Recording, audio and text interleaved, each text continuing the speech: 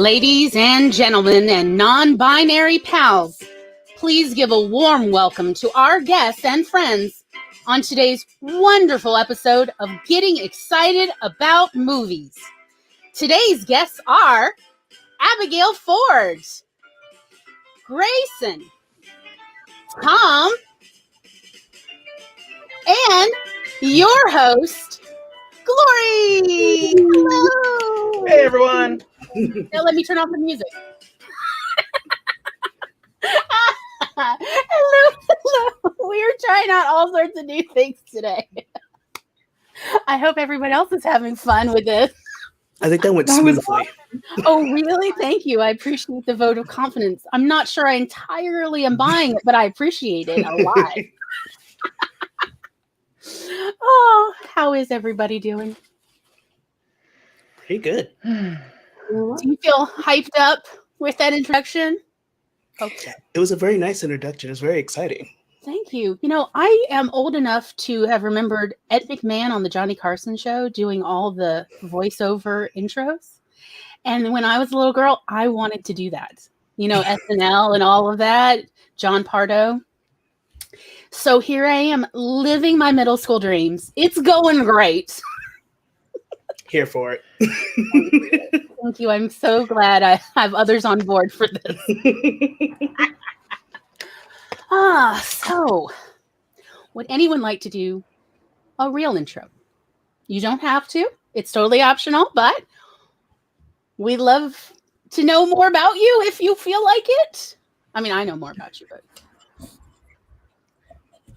I will gladly do my intro. okay. There we go. You ready? What it do, everybody? My name is Grayson Wild, and I write with pride. I like diving into fantasies and into warm mugs of coffee. What's good, y'all? Yay! I don't have anything rehearsed as awesome as that, so. How about just spitballing here? This is Abigail. She's fantastic. Did you know she has written many books? I'm not even going to say several. I'm going to say many, many books. There's more coming. So that is also fantastic. I'm sorry, I didn't have one prepared, but she's great. You all she was the first person to ever show up on our stream because it's the technical difficulties episode. And let me tell you, she is the reason we are still doing it.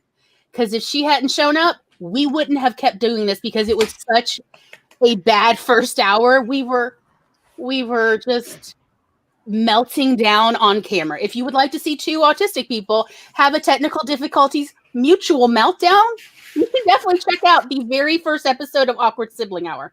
It is, yes. And then Abigail shows up and she brings her sunshine and her calm with her. She's part of the origin story. So nice. Tiny moments. I felt honored that she was even willing to literally with the drop of a hat willing to get into StreamYard and actually help us with every technical difficulty imaginable that day. Like I knew what I was doing. It was still a hand to hold is a hand to hold. Okay. Especially when we're melting down and we're just panicking. We're panicking so hardcore. And she's like, we'll take one technical difficulty at a time. So, Tom, would you like to do an intro? Tom's like, I was hoping nobody would remember I existed. I know him. I'll say there's a reason why it says, I'm the technical producer. I'm just here to, give pizzazz. I'm not, I did make all the videos we'll see today, though. So hopefully y'all have fun, enjoy them. Tom made the intro you saw. He found the intro music that I use to introduce everyone, living out my fantasies. He's made the interstitial videos, and he made the outro that you're going to see today, too, unless I forget to use the outro. Let's be honest. Me and details. Once I get a routine, it's fine, but I'm not there yet. So, yes, Tom did all of that. That's awesome. Yay. I am very happy and proud of him. I'm proud that I know him and that also he did it for us. So And then, hi, I am your showrunner, Glory. I hope that you know, whether you're on Twitch or YouTube right now, that this is my channel or my stream or whatever they call the things these days, all the young people say. And and I write stories. I run this show every Monday. Yes, that's it. You run this show. You are the host with the most. Yes. Thank you. Thank you. So yeah, let's like quickly go into, by the way, first off, before I even get started on the lows, because even though this is getting excited about movies, I'm still me. If you have any weather you would like to tell me about, I would like to hear about it right now in the comments. Thank you. I am a weather nerd, and I want to hear about all of it because I live in the subtropics, and the answer is always humid. Sometimes it's also hot. That's the weather. So Eva is here. Hello. Megan was here, and they both were backstage, and it was lovely having them chat with us. And Barrett is here. Hello.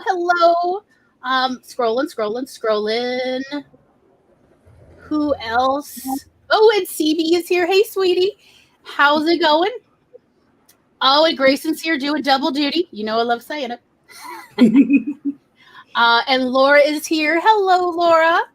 Hello. It's so lovely to see you. Oh, and Stephanie is here. Hey, sweetie. Stephanie's had quite an adventure this last week. Yes. She's been giving us updates in the on Instagram. And yes, StreamYard jumped. So then he could fire. Oh, come on. We both were. Tom and I can both run the chat right now. So can you tell? Technically, this is probably not a technical difficulty. It's more like an awkward sibling difficulty, but what it is. The Naked Firefly is here. Hello. And she has several books out, I believe. I know she has at least 2 or 3. Okay. Several to many. I'm going to say that. Several to many counts. And I would love to hear about the weather where you are in Europe. Did I forget anybody? Hope not. If I did, let me know. Okay. I'll quit talking for a minute. Other people can talk. That is quite warm. 91 degrees. And it's the start of April. Oh, I'm feeling it.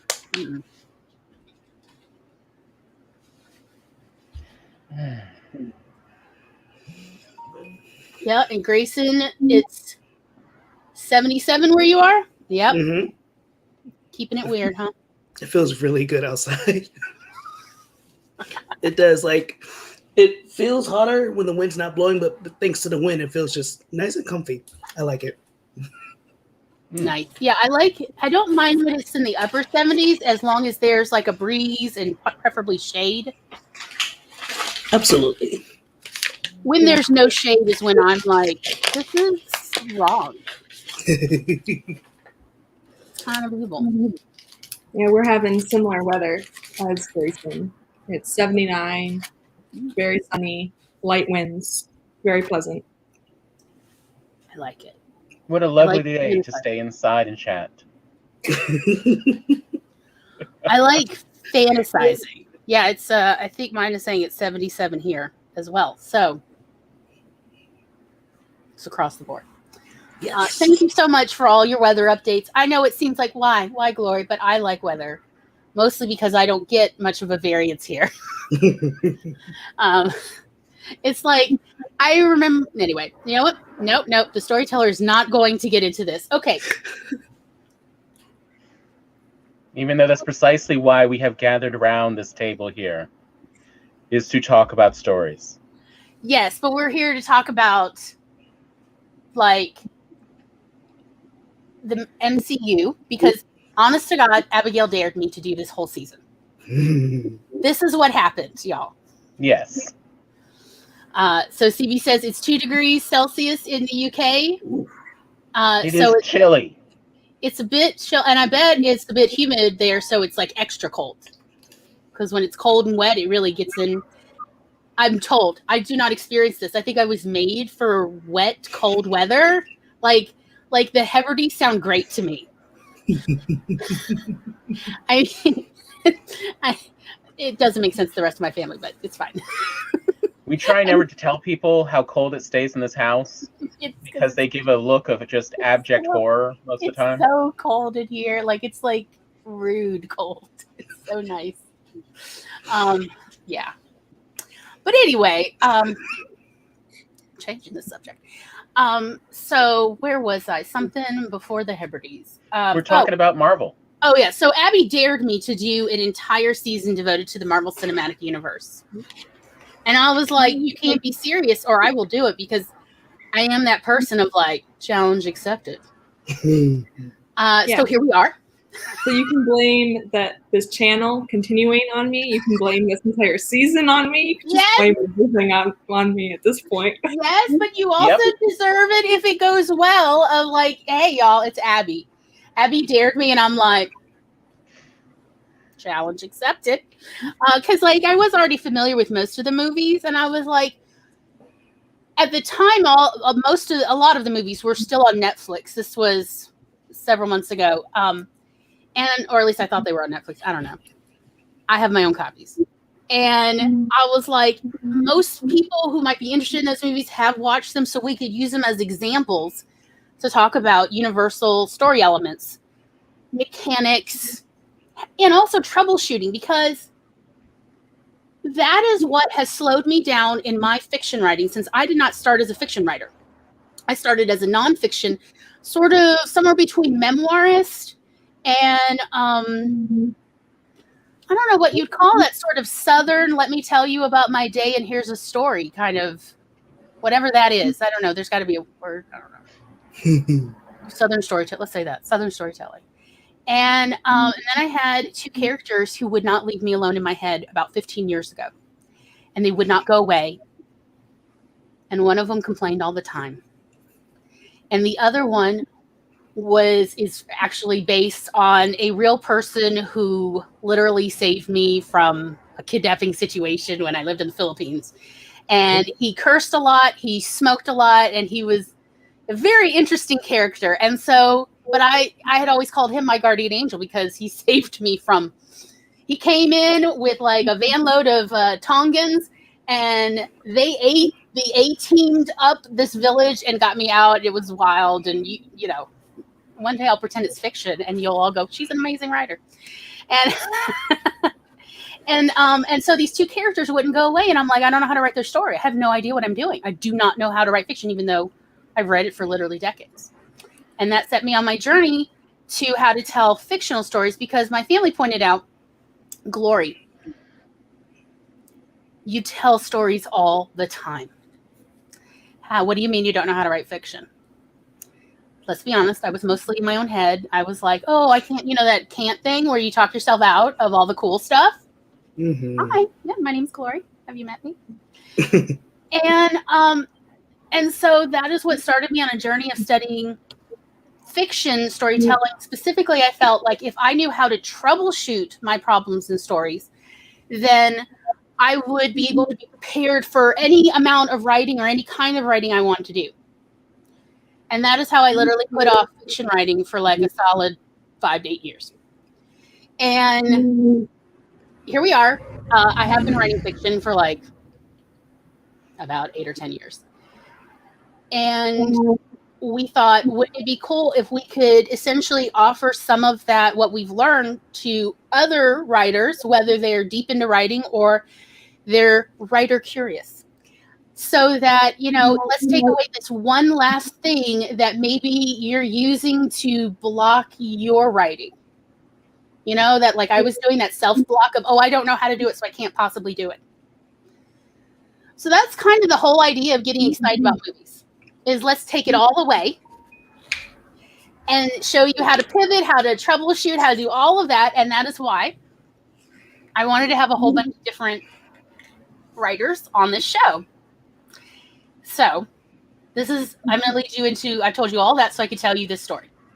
It's a very Southern thing. Okay. So I had invited Grayson to last week's episode already, because I had been trying to book Grayson for months. I can't remember. Literally. Months. And Grayson had accepted. And so I was like, yes, haha, mission accomplished. And then Tom was saying, so this was about 2 weeks ago, I guess now. Tom was like, hey, should we start watching Falcon and Winter Soldier? And I had already watched the first episode. And I said, maybe we should wait till there's the 3 episodes, before this show. Because it has some issues that I have, like some stuff with it. And maybe I'm going to see if it pans out before we watch it together and essentially do commentary. And he's like, well, what is it that you're not happy with? Because I'd only watched the first episode. And I went on a rant about the bank scene. And yes, I'm gonna give you a short recap of the rant. I'm not trying to take anybody's wind out. Everybody can rant about this if they want to, but here we go. Are you trying to tell me that in all the years the Falcon was an Avenger, he didn't get anyone else's cell phone numbers? He doesn't have Pepper Potts' personal cell phone number and can't say, hey, Pepper, I need a bank loan for my family business? Are you trying to tell me that he was working for Tony Stark for free? This is a military government worker. He went from working in the military to becoming a veteran and working at the VA. He has retirement. You're telling me this man left all of that with no retirement plan and was like, yeah, I'll just do this for free. How does the rent even happen? I don't understand. And I was just going on and on about how are you telling me he doesn't have anyone's phone numbers anymore? He doesn't have any support. He has this whole network of people he knows. And he has no help for saving his family home and his family's business. Oh, so mad. And I, in the middle of it, stopped and realized that here I am complaining that Sam Wilson is not using his network of people he knows to help him out. And I am literally doing the same thing. I am not I'm being reticent about saying, hey, would you like to come on our show? We'd love to have you. Because I had been turned down so many times earlier in 2020 that I was like, I was a fear of rejection. Let's be honest. I just was like, I don't want to give more people like that little notch in their belt of like, oh yeah, I already like ghosted Glory. I just didn't want to like have that kind of negativity experience.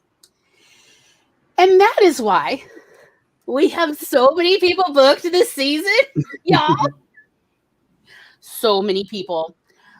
So thanks, Sam Wilson, for making me realize I'm a hypocrite. And I was complaining about Sam Wilson not using his network of people. And here I was not doing the exact same thing. So, hence, hello. Because honestly, I wasn't even going to mention it to Abby, honestly, 3 weeks ago. Because I'm like, Abby said that, but like time has passed. She doesn't want to do. I had already talked myself out of it. Honest to God. Yep. I'm not saying it's right or good. I'm saying, thanks, Sam Wilson. Yeah. That's my last story. I'm good. Well, I'm thankful to Sam Wilson then too. I mean, I wouldn't have said anything to Grayson either. I was just like, thank you so much for coming. I know that you're really busy. And that's it. I wouldn't have said anything during the music episode, honest to God, except I'm like, I'd be mad at Sam Wilson right now. He did not say something of like, hey, it's been great seeing you, but can we like buddy up more? So that's what's like, Sam Wilson is my inspiration. I also love him as a character. I mean, he just Sam Wilson checks a lot of boxes for me, both personally and as a storyteller. So I may have a type. Anyway, it doesn't matter. I have a thing about BDUs, and I've only recently realized. Anyway, it doesn't matter. It doesn't matter. It was interesting times getting those vaccine shots. Since military. Everyone is, National Guard here doing the drive-through vaccinations in the state. So everyone's in BDUs. Where we went anyway. I mean, like other people getting theirs at Walmart and what have you, but like where we were getting ours was at a fairground, and the National Guard was doing it, and it was like dozens and dozens of BDUs. Anyway, that is a TMI. Y'all did not need to know. Hope you won't judge me negatively. Anyhow, what should we talk about? Does anybody have anything? Well, I'd say let's start with Captain America. That is kind of tweeting me the whole time. I love it. I mean, we're actually here about Captain America more so, and how everyone relates to Captain America. We have some very, we have a, what do you want to call it? 1 to 2 word summaries for each of the movies of what their main point is. The first one, Captain America, the First Avenger, is just a story about perseverance. Mm-hmm. There is constantly, redirecting. The story is always getting redirected. Surprisingly, I didn't notice this before, but Marvel doesn't like to use obstacles in their storytelling. They like to use redirects. So, like in traditional storytelling, as far as directives to young writers or whatever, a lot of the advice is give the main character a conflict that they come up against, and then they got to solve it. Right? They got to go up, around. They got to somewhere. But instead, Marvel does something instead different. They're more like, hey, let's give them, instead of this, let's give them more like this, where they go around and they'll eventually meet their goal later. So they're essentially constantly redirecting. So if you say to the toddler, no, you can't have dinner right now, but I'll give you a little snack of Cheerios. It's sort of that of no, you can't have that. And later you'll get dinner. So they essentially are delaying that gratification of solving that conflict. But in the meantime, here's a little taste of something. Hey, Jules. It's lovely to see you. So that's what we're talking about. Marvel does it a little differently. It's not something to overcome. Instead, it's we're going to suddenly take a different route you didn't see coming. But we will still eventually end up at that original goal. And, Captain America very much is the great character to do this with. Captain is always about, never give up, keep going forward. Eventually, you'll get to where you're going. And then comes the second movie, which, I had a very interesting in my, back of my mind. I'm not sure who took over my Twitter account and sent that message out. No one took over. No, that's tough. But I have to admit, Captain America, so we were watching the first movie, and I'm going, wait a minute. Bucky didn't even look at Peggy Carter, and Peggy Carter has a figure. Did Bucky? Oh, wait. Bucky doesn't see Peggy Carter till after Steve is in Europe. Yeah. Okay, yeah. You're right. He didn't look at him. He was only have eyes for Steve. And so then Glory, of course, I'm not saying it was sexual, because that's something we discussed of yeah. I feel like you can be romantic with friends. It's not in any way sexual. It's just romance is different from sexuality.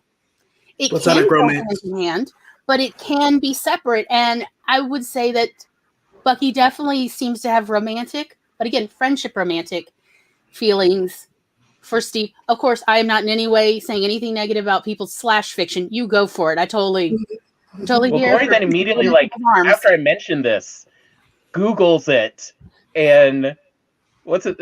Sebastian Stan's I wasn't really thinking that when I played Bucky in the movie, but if people see that, who am I to say no? It's a movie. Everyone's supposed to have fun. So even he's you put him wherever you want. And so that second movie, so much better if you look at it as Cap's ex shows up to work and just causes havoc for him. Confusion. When the Winter Soldier shows up and is just, I don't have anything for you. I don't know who you are. I've never seen you before. I want to know you. Why are you showing up at my work? Absolutely, CV. I am here for all your shipping. Go for it. Go on. I said I don't have many hardcore ships in the Marvel, but Stucky is. Yes. Absolutely. Yeah. Stucky. Absolutely. But it's that weird scene of when you see Bucky in that first movie, Bucky just doesn't look at Peggy or any other woman. Like, yeah, like he doesn't. He's got laser focus for Steve. You really see it. Mm-hmm. Even in the beginning, when they go on the double date, he's more thinking about Steve having a good time than the girl. He barely looks at the two girls. They're like, "Are we going to go dancing or what?" Like, he doesn't even look at him when he's like, "All right, yeah." Like, he's still watching Steve walk away. Like, it's very romantic. There's something there. And again, as I said, like, I'm not trying to make everything sexual, because that kind of gets on my nerves too, when people are always making relationships sexual. Like, you can have a deep, abiding relationship and it have no sex in it. And it's not that anybody has hangups or anything. It's just not all deep, lasting relationships are sexual. See, Stevie gets it. Yeah, platonic romances definitely exist. It took me the second time watching it, because the first time I was like, "Oh, that's such a good friend," and my brother kind of looked over at me like, "No, I feel like it's way more than friendship. He loves him." I was like, "Yeah, like your brother." He was like, "No, he loves him." He's like, "I'm sorry. If I'm on a date with a woman, I'm not gonna be looking at my buddy. I'm gonna be looking at her. I might sneak and look at his girl too, but I'll be looking at her." He's like, he's looking at him and him only, and I'm like, "No." Second time around, I'm like, "Oh." Yeah. Oh, there definitely seems to be something there. Now, is it sexual or is it just romantic, or is it, you said platonic? I'm sure that's very debatable, and I don't think anyone is necessarily wrong or necessarily right, because I like that they essentially leave it a little open-ended, like real relationships get messy. Hence, when your ex, look, I have had some friendship exes, and now I'm looking back, I'm like, did they think we were going out? Oh. Anyway, that's something else. But I have had some relationships that ended, and like literally in the last few years, where exes showed up to my place of work at the library, and I'm like, "We have been over for 17 years. Why are you here?" Did not say it. Acted very professional because I was at work. Did go to my coworker and whisper into the stacks. Can you believe she showed up? So, yeah, it's like, can you imagine Winter Soldier is really about an ex showing up at your place of work? Causing just being all messy. Because just Captain ruining your rep. Good at, dealing with endings, as we noticed even with Peggy Carter.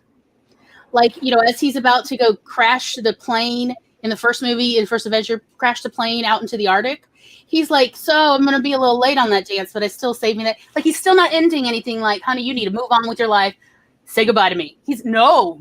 Steve is like, "I would like to leave them on the hook. Here's the hook. That has their name on it. And the hook has this one." That's kind of Steve's MO. Mm-hmm. Yes, honey, that's exactly the song I was thinking of when she showed up. And like, she kept showing up like every week for months. It was so awkward. But you do get to then see in the second and third movie how Bucky is just a deep, abiding friend. Like, he does have this deep relationship. He has a lot of concern for Steve, and Bucky does in part see himself through Steve's eyes. Like any emotionally intimate relationship. I mean, that's definitely something people do in very, intimate relationships of any kind, including platonic, is you start seeing yourself through someone else's eyes, and that can be a positive or a negative thing depending on the relationship and the other person. I mean, because the other part is, in the second and third movie, essentially Sam Wilson is the new bestie, and Bucky's now the ex. Remember, move the chair up, and Sam's like, "Nope." That's seriously, I have been there. It's two exes. Well, really, like one, the current and the ex, and they're having to get along for whatever the reason, and it's like, woo, tension. Mm-hmm. But at the same time, you see in that third movie when Cap is finally, saying, "Hey, I do like you, Sharon." That both of them are in the car. They're literally watching like theater. It's weird. Yeah, and then literally congratulate him, like, "Yeah, go boy."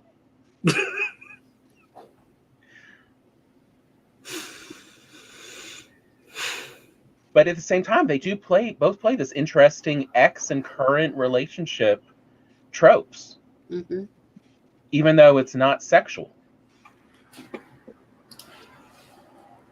But yeah, that was like the main thing I picked up. And then, so the second one is relationships. It's all about Cap building up relationships. He's building up, with everyone. We also see that with Black Widow, where she has no sexual interest in him whatsoever. But she's so nurturing, and she wants to see Cap make friends and get back into a relationship with someone to date. Well, because she can tell Steve is sad. Yes. Steve's sad. Steve's very sad. Okay, before we really go any further, I was thinking, like, Tom, you said, like, pretty much your, like, kind of breakdown of how you interpret it. Would anyone else, and again, you don't have to, but would anyone else like to, like, give their hot take or their big take on the Captain America movies, Captain America's character, anything else? Like, in the beginning, it's like, do you want anything you want to get off your chest? I like the fact that you mentioned the way Steve kind of leaves people on hooks, like he kind of leaves them hanging. Oh yeah, I always strongly dislike that about him. I hate that, like, closure. I like boundaries. A lack of boundaries makes me uncomfortable often. Like when I don't know where I am with a person, like I'm like, are we like, is this the kind of friendship where we talk every week, or is this the kind of friendship where like I'll see you in 4 months and we'll pick up exactly where I don't until I know. It's like I don't want to be the one who drops the ball. Exactly. He never clearly defines any relationship. None of his relationships are ever clearly defined. Mm-hmm. And it's like, buddy, you're leaving people wondering. And it's like with your line of work, you want to do that, especially if something happens and you drop dead. People aren't sitting there wondering, like, what was that? Mm-hmm. That just irked me. Like, I love you, Captain Dorito. I'll call him Captain Dorito. I love it. I was like, I love you, Captain Dorito, but the way you are, people just irks me. He's like, please just define this.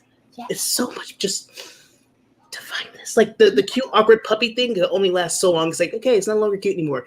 Say what you are. Mm-hmm. Say. We will come back to this because this goes into there are no therapists in the Marvel Cinematic Universe. Oh, I talk about this all the time. Like it's like seriously one of my rants. But yeah, we'll come back to that one. Don't worry. Let me tell you right now, I am so in line with you that I'm like, let me get the straw out because Tom brought me a cocktail, and now it is the time. I'm like, maybe I need to drink some of this. This is a new cocktail Tom made. It's called Feeling Good. Oh, Let me sip on this a little while. Barrett says, I thought that was immaturity. Like he never had a healthy relationship, and that was the result of that. Except he did. He had that relationship with Bucky from long time ago. Like, weren't they friends since they were like little kids? Mm-hmm.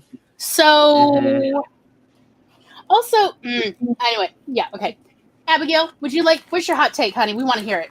I'm also wondering if it's insecurity on his part too, because I feel like he trusts Bucky because he knows Bucky was there when he was, small and not as desirable, and everyone else wasn't. So I feel like he's almost insecure. Like I don't want to really define it because there is a need for vulnerability when you define it, and then you have a space for rejection.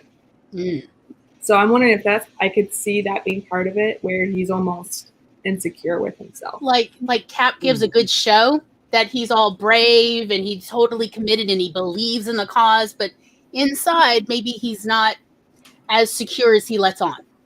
Yeah. Like, do you want Steve or are you wanting Captain? That's a tough one for anyone. Yeah.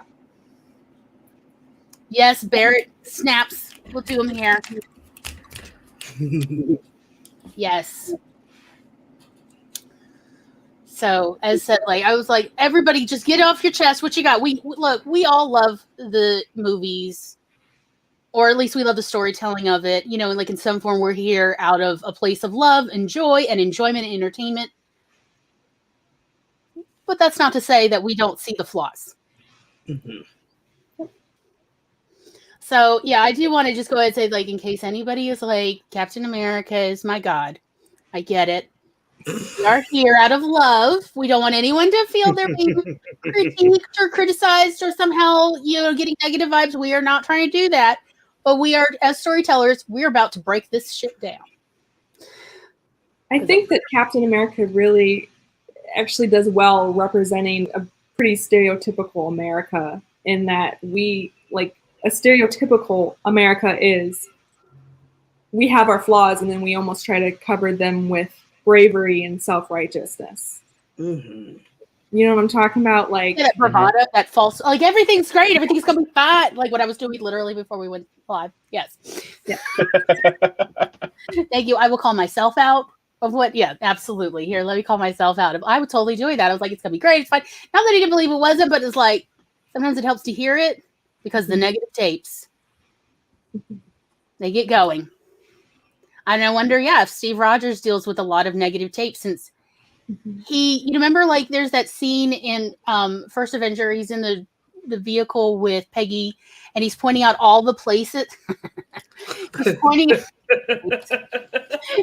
all the places he's gotten beaten up or been in a fight. All over Brooklyn, and and I wonder if, like, all of that had, even though he puts this bravado of like, well, you got to fight or else you'll never stop running. But like some of it is just straight up bravado that he doesn't really feel it. He's hoping to one day eventually feel that bravado, but it's all, what do they say in America? Until you make it. Oh yeah. Yeah, I think that inside he's still that kid from Brooklyn, right? I mean, he even says that to Spider-Man, right? I mean, yeah, he did. He still defines himself as that guy. Yeah. So everyone else sees him as Captain America, but I think he still sees himself as little puny, Steve Rogers. Not that there's anything wrong with that, but I think he does feel like he needs to put on the persona sometimes. And I could see where he feels like his identity has to do with being the underdog. Mm-hmm. When no one else sees him like that anymore. I mean, he's literally tall and big and he's strong and he lives, forever, whatever. But like, or nearly forever. I'm not even going to get into that weird continuity stuff. But that, everyone else perceives him just as he is in the present, and they don't think about him except for Bucky, who knew him way back, and he only repairs that relationship toward the end of, that 3-movie arc. Of course, I mean, I'm not taking into account, of course, all the Avenger movies. I know there's so much more, but as far as where we're focusing on Captain America, like, we see that, and it is important to see people who see us as we have been. People who knew us way back when. It can be grounding. But I do agree with CB about talking about how, like, when Steve didn't tell Tony about what the Winter Soldier did to Tony's parents. I think that definitely speaks of a whole heck of a lot of insecurity that Steve had in no way addressed. And it didn't look like he was addressing it until Tony's literally confronting him, because Zemo forced the confrontation. Mm-hmm. Like, for all we know, Steve would have put this off decades or forever till Tony died. Mm-hmm. And I mean, that's a real piss poor attitude. That whole thing just, I was so angry at that point. So I'm like, that's not just like, oh, a little secret, like, oh yeah, someone kissed your girlfriend. That is something so deep, and he's constantly hurting from that. Like, you see that. As well as Tony tries to hide it, I know they see that through his cracks, because he cracks quite often. Yes. Oh, yeah. So it's like, once you get close enough to a point where hey, I could talk to him about anything, that should have been a conversation immediately. That definitely should have been a conversation immediately, because that's something so important, and it would give him time to heal and actually clear up those cracks if possible.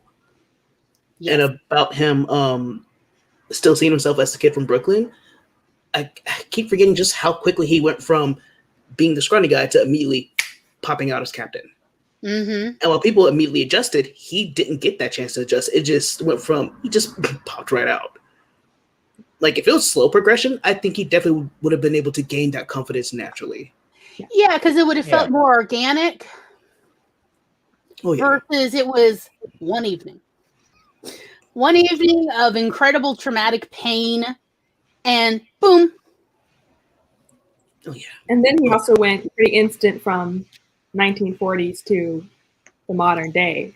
Oh yeah, that was such a weird, like, were there no archival librarians to like pull the right baseball radio game, really? Mm-hmm.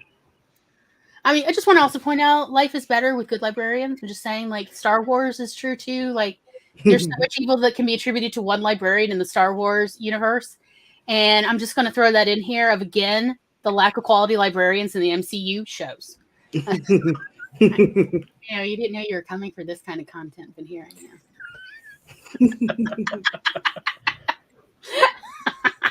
Yeah. But yeah, that's okay.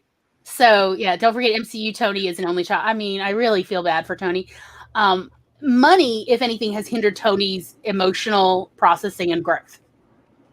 Because Tony can throw tons of money to distract himself, and instead of processing anything, because you can tell how emotionally stunted he is when he does act out. Like, you see that emotional arrested development is real with Tony, which speaks to a lot of trauma. In the psychology world, we do say that you can tell a lot about a person by when they're under duress, how they behave. If they remind you of a toddler, there's definitely some trauma there at that age that they have not been able to grow through yet. And that is true. So you'll see a lot of people act like adolescents for the rest of their life. Why, yes, high school was traumatic for them, and they have yet to process through. Me. I mean, it's like, what, 98% of the planet, according to one of my professors? Yeah. Because I had talked to her about taking adult psychology as a course or a series of courses. Like, would she be teaching it? Because I loved this particular professor. She was so good at it. And she was like, oh, you're taking child and adolescent psychology courses, because that was for the education program. She's like, you have enough for 98, maybe 99.9% of all human beings on the planet. Don't worry. You don't need adult psychology. There's hardly any genuine adults on this planet. She told me that. So Megan says, I think of Cap's powers almost like a reverse disability. Like, when I became suddenly disabled, I had to reckon old me with new me. True. It took a long time to get used to my new body. Cap has to do this with his... Probably. With his body. Oh, okay. I thought like there would be like another... Oh, sorry. Yeah. No, it's just with his body. Yeah. Like, he still sees himself as okay. I feel like he really hasn't processed that, let alone all that old trauma baggage.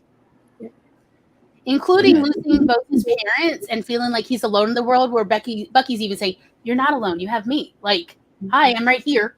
I'm standing here. Come move in with me. And he's like, no, I'm going to do some of my own. Like, stop proving things. You're not... Stoicism is not emotionally a resilient trait, okay? It is actually a very isolating behavior, the stoicism. Mm-hmm. And if anything, it cripples people emotionally rather than giving them the emotional support they need to function in a healthy way. Yes, trauma baggage is real. How about, like, to me, the case in point for him being a toddler is in Civil War, right after, or really at the end of the big airport fight, where Rhodey gets, knocked down by Vision, when Vision was trying to hit the Falcon. Mm-hmm. None of these people just have differences of opinion. They don't consider anyone a villain or anything. And yet, Tony is so upset that Rhodey got hurt, in part because of, the missed shot going for Falcon. That when Falcon, essentially does a, timeout, what's going on, Tony just blasts him with the repulsor. That's very much a toddler I have so much emotions and frustration. I need to hit something. What's the closest thing to me? And that's, Tony's response. Even though everyone else has essentially like timed out and gone, wait a minute, we have to, call a technical right now. Mm-hmm. Tony can't do that. Yeah, he has to immediately process like a toddler does. Mm-hmm. I'm not saying compartmentalizing emotions are necessarily healthy long-term, but short-term, they are useful to find an appropriate place to express your feelings, a healthy place, a safe place, versus toddlers do not have that amygdala control yet. They're just not developed as yet to do that. What do we think about doing a bio break? A little 10-minute. Sure. Time to hydrate, take a little walk, maybe bathroom. I'm here for it. May have forgotten to go before the start of the All right, show. shall I start? Start will you pull up the timer? interstitial. Yes. Okay.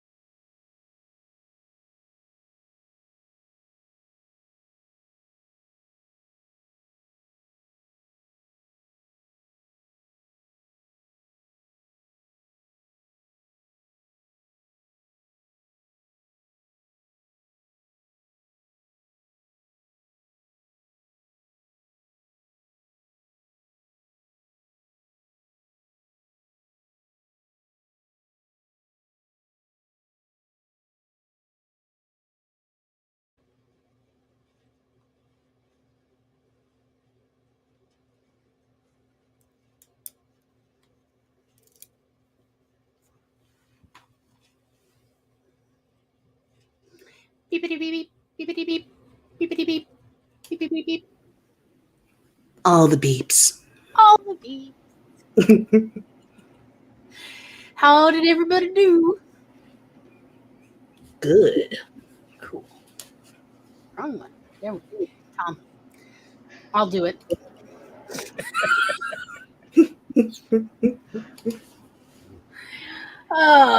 Yes, it is that for today. Okay. Yeah.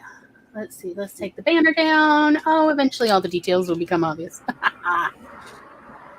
Does everybody feel better, relieved? Maybe they got a snack? I actually got some dinner. Ooh, Nice. tell us about dinner. What you get? Chicken parm.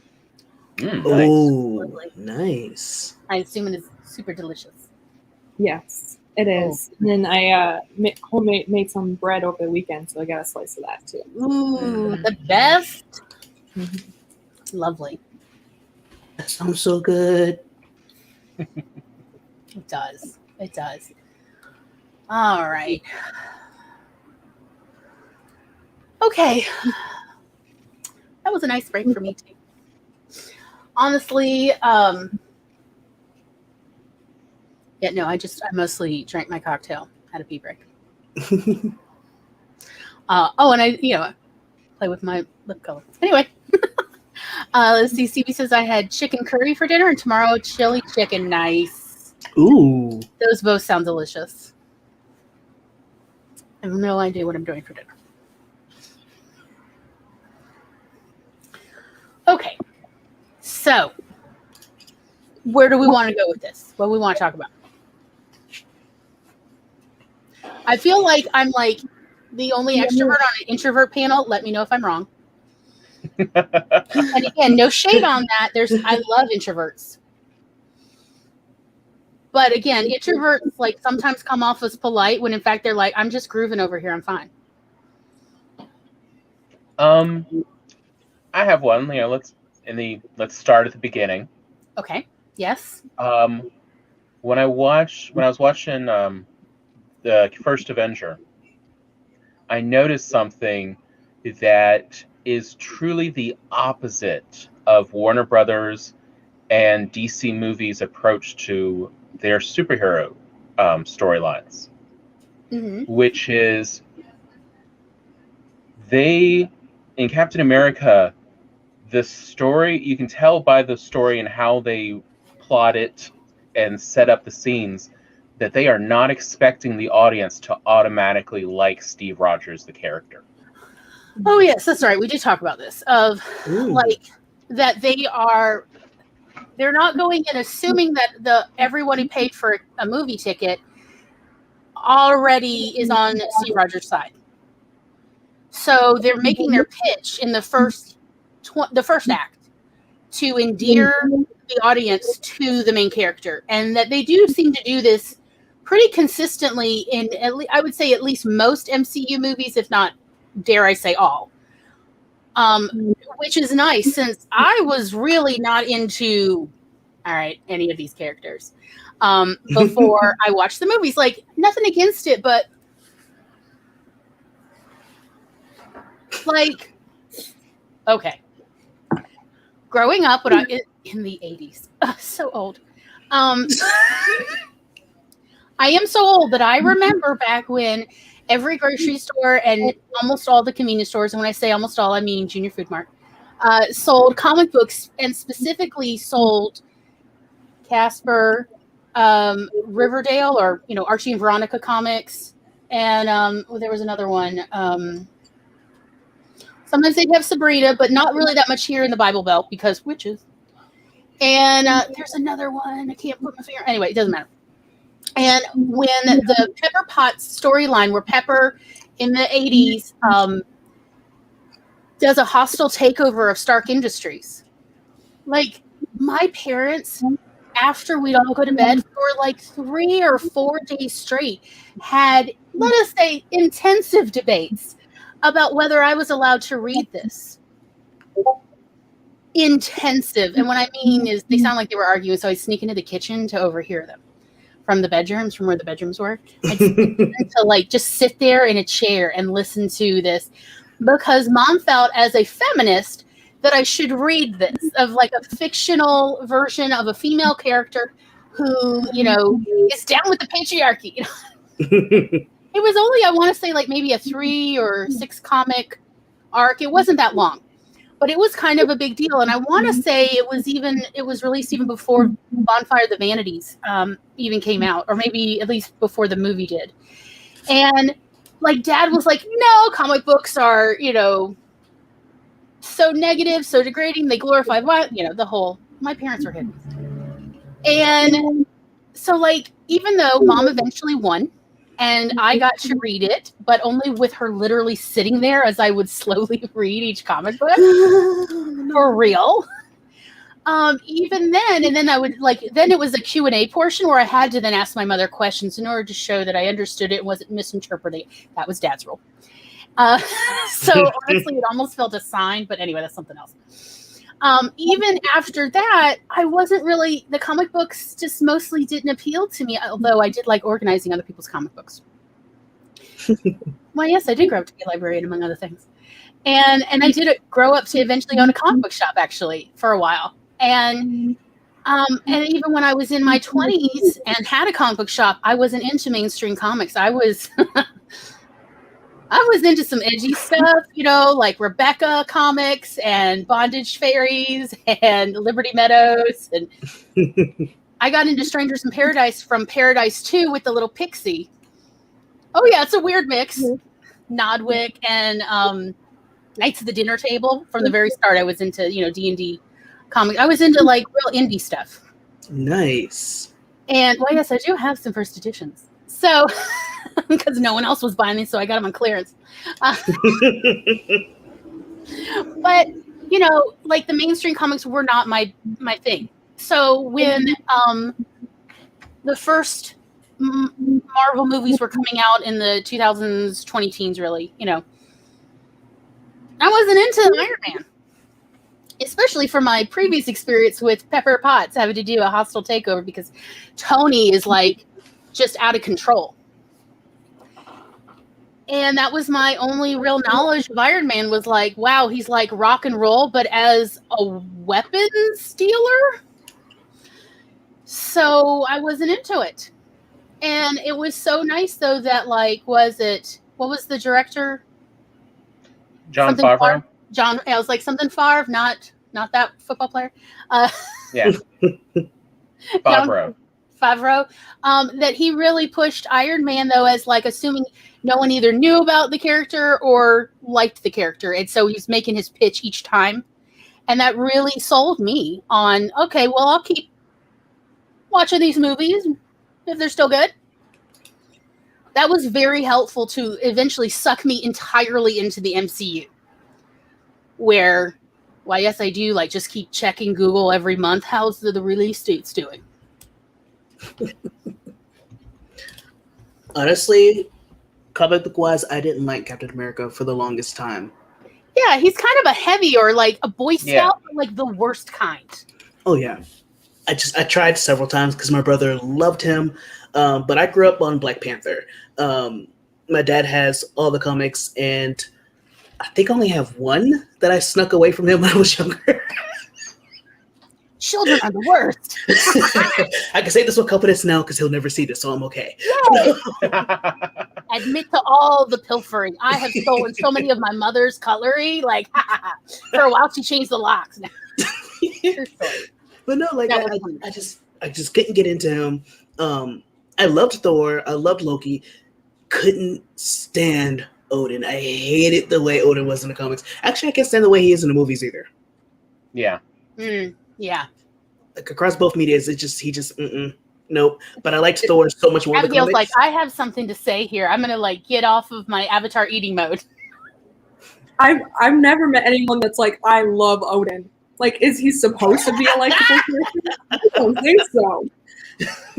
I didn't even know Thor was a character till I watched Adventures in Babysitting in the 80s version, children. And I thought it was made up for the movie Adventures in Babysitting. And yeah. Tom it had really to tell me seemed like It's Vince. What's his Vince something? Really seemed to. I was like, oh no, that totally seems like his character. The Hulk glory. Huh? Oh no, I'm thinking the other one. No, I was talking about the actor with Vincent D'Onofrio. Yeah, that one, Vincent D'Onofrio. Really, other than the terrible bleach job in that movie, I thought like, he was so made for this character. It's so bad. I thought like, like he's Thor, but like he's his, alter ego is a car mechanic. Like this seemed absolutely correct to me. Which was actually semi-correct for the comics at the time in the 80s. I did not know that. Yes, in the 80s, Thor had a human alter ego, kind of like Shazam. Has Billy Batson. Thor has this alter ego that is referenced in the first Thor movie. Like, that's what that name is. He picks up that random name card, how my name is, and it's that alter ego who was just a regular human who walked around with a wooden cane that he would then strike on the ground to turn into Thor. That makes so much Odin more has sealed sense. His powers. Yes, okay, that makes. And that's why the little girl is like, "Oh, that is Thor. That's just his human version." I kind of wish they actually coming together 30-something years later. It's all coming together now. I honestly wish they kind of talked about that more in the movies because I was actually waiting for it. Okay. Actually, I guess really first is. Yeah, see, I was staunchly DC Comics when the Iron Man movies came out. Ooh. In fact, if it didn't have WWE involved, I wasn't interested. I did like Spidey, though. Oh, yeah. Love Spidey.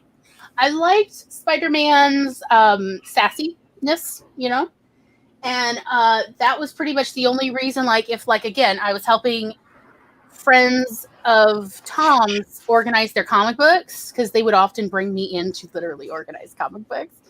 I would, scan through Spider-Man comics just for, all the zingers to occasionally use on other people.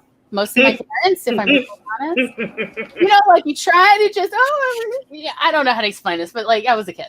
So, but yes, I do like that about Marvel movies, that they do not assume you like or know anything about these main characters before you sit down to watch an action adventure film. And the only DC movie that's done this style is coincidentally the most, almost the most successful, if we don't count HBO viewership somehow, and is Wonder Woman, where she did not assume anyone was going to like Wonder Woman, so she had to, throughout this entire story, make Wonder Woman likable.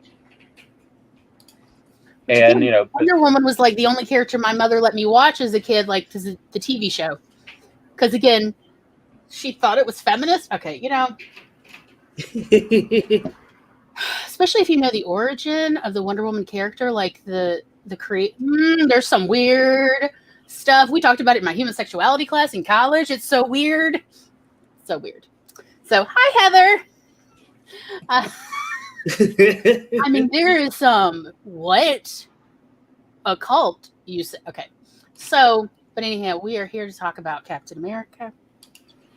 But yes, so the first one does very much go over making Captain likable, and it pays off. It pays off very well, because by the end you do like him. You like who he's trying to be. You understand he is still human. He is not infallible. He's just trying his best, and so we all follow along in that story, even though the story's it's a story-wise, it's a very super condensed story. There's so much action and stuff going on in that first Captain America movie that really should have been its own 2 or 3 movies. But for needs, they shrunk it down to 1. But because we like Captain America, we follow along. It's still all right. Mm-hmm. Even though, we can fault a lot of the storytelling elements for just, they're not developed enough. Mm-hmm. They skip through, they bulldoze character development at times. They do.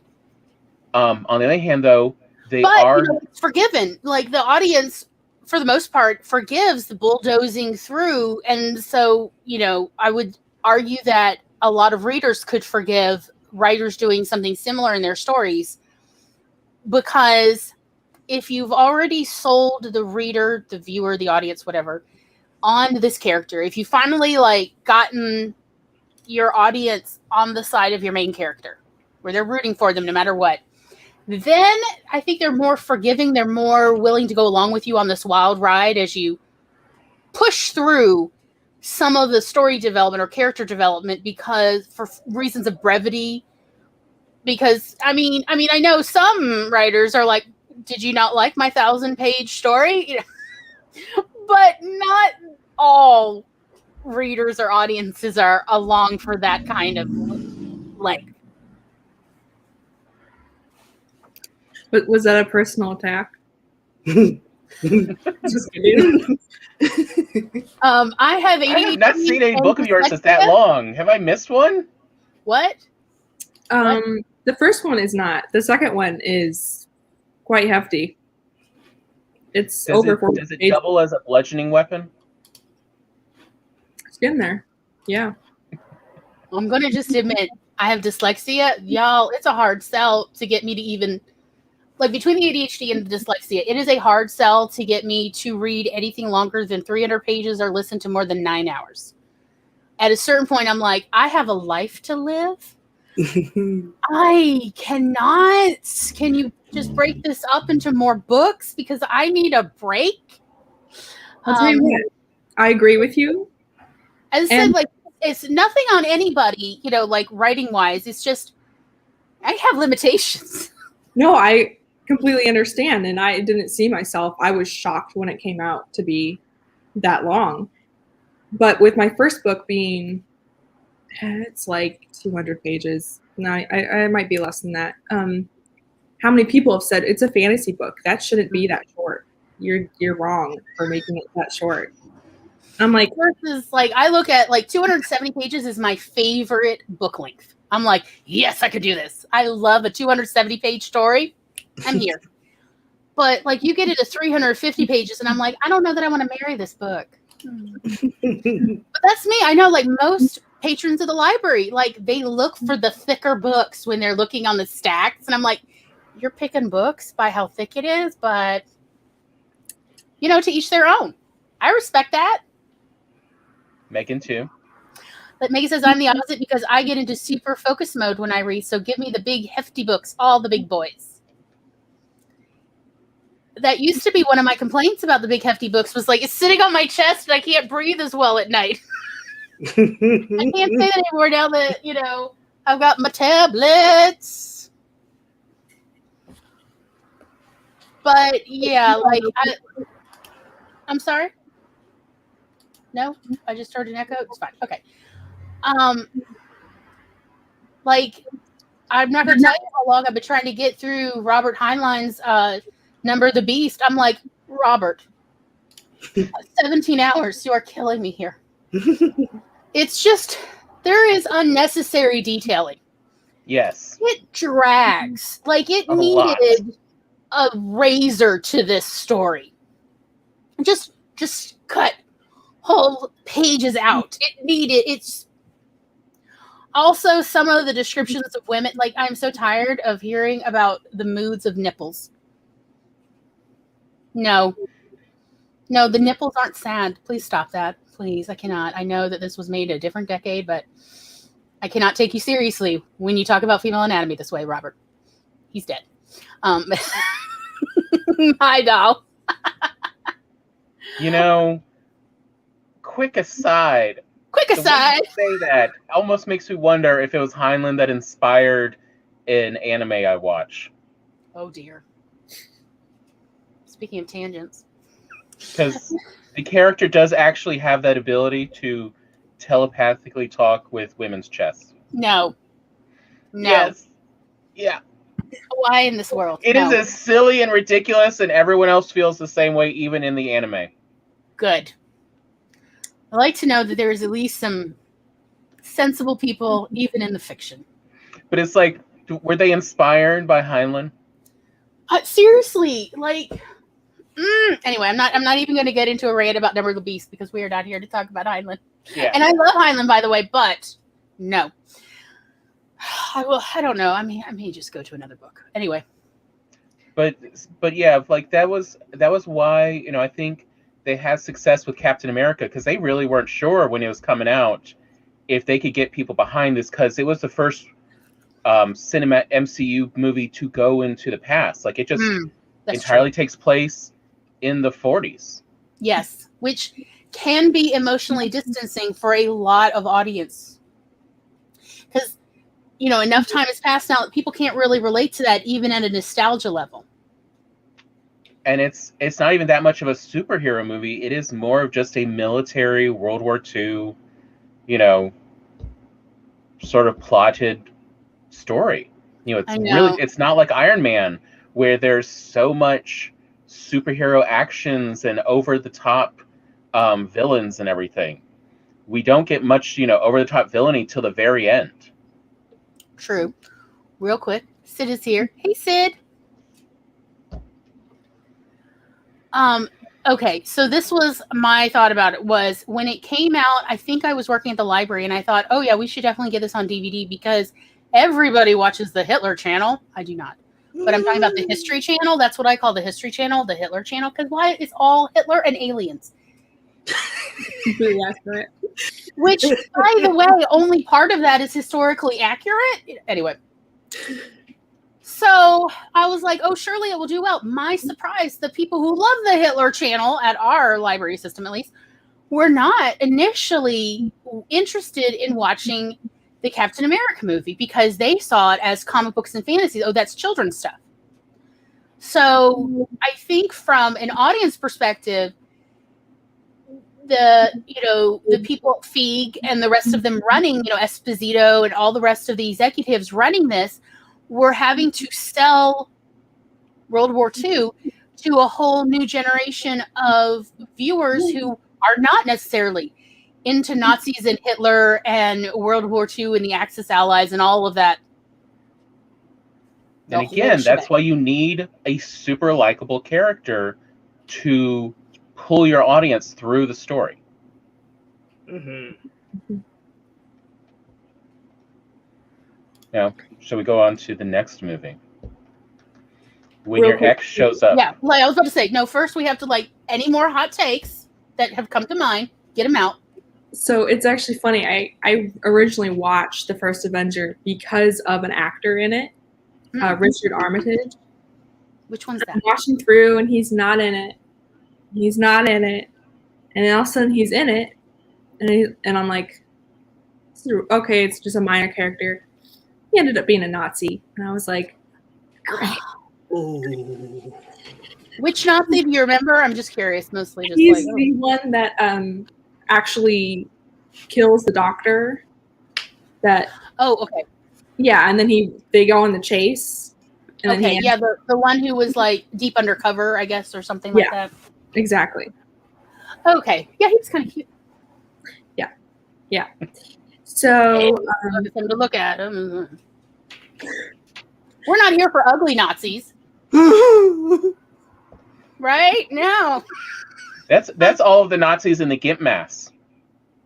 I mean, you're not wrong in that assessment, but it's still hey, brother.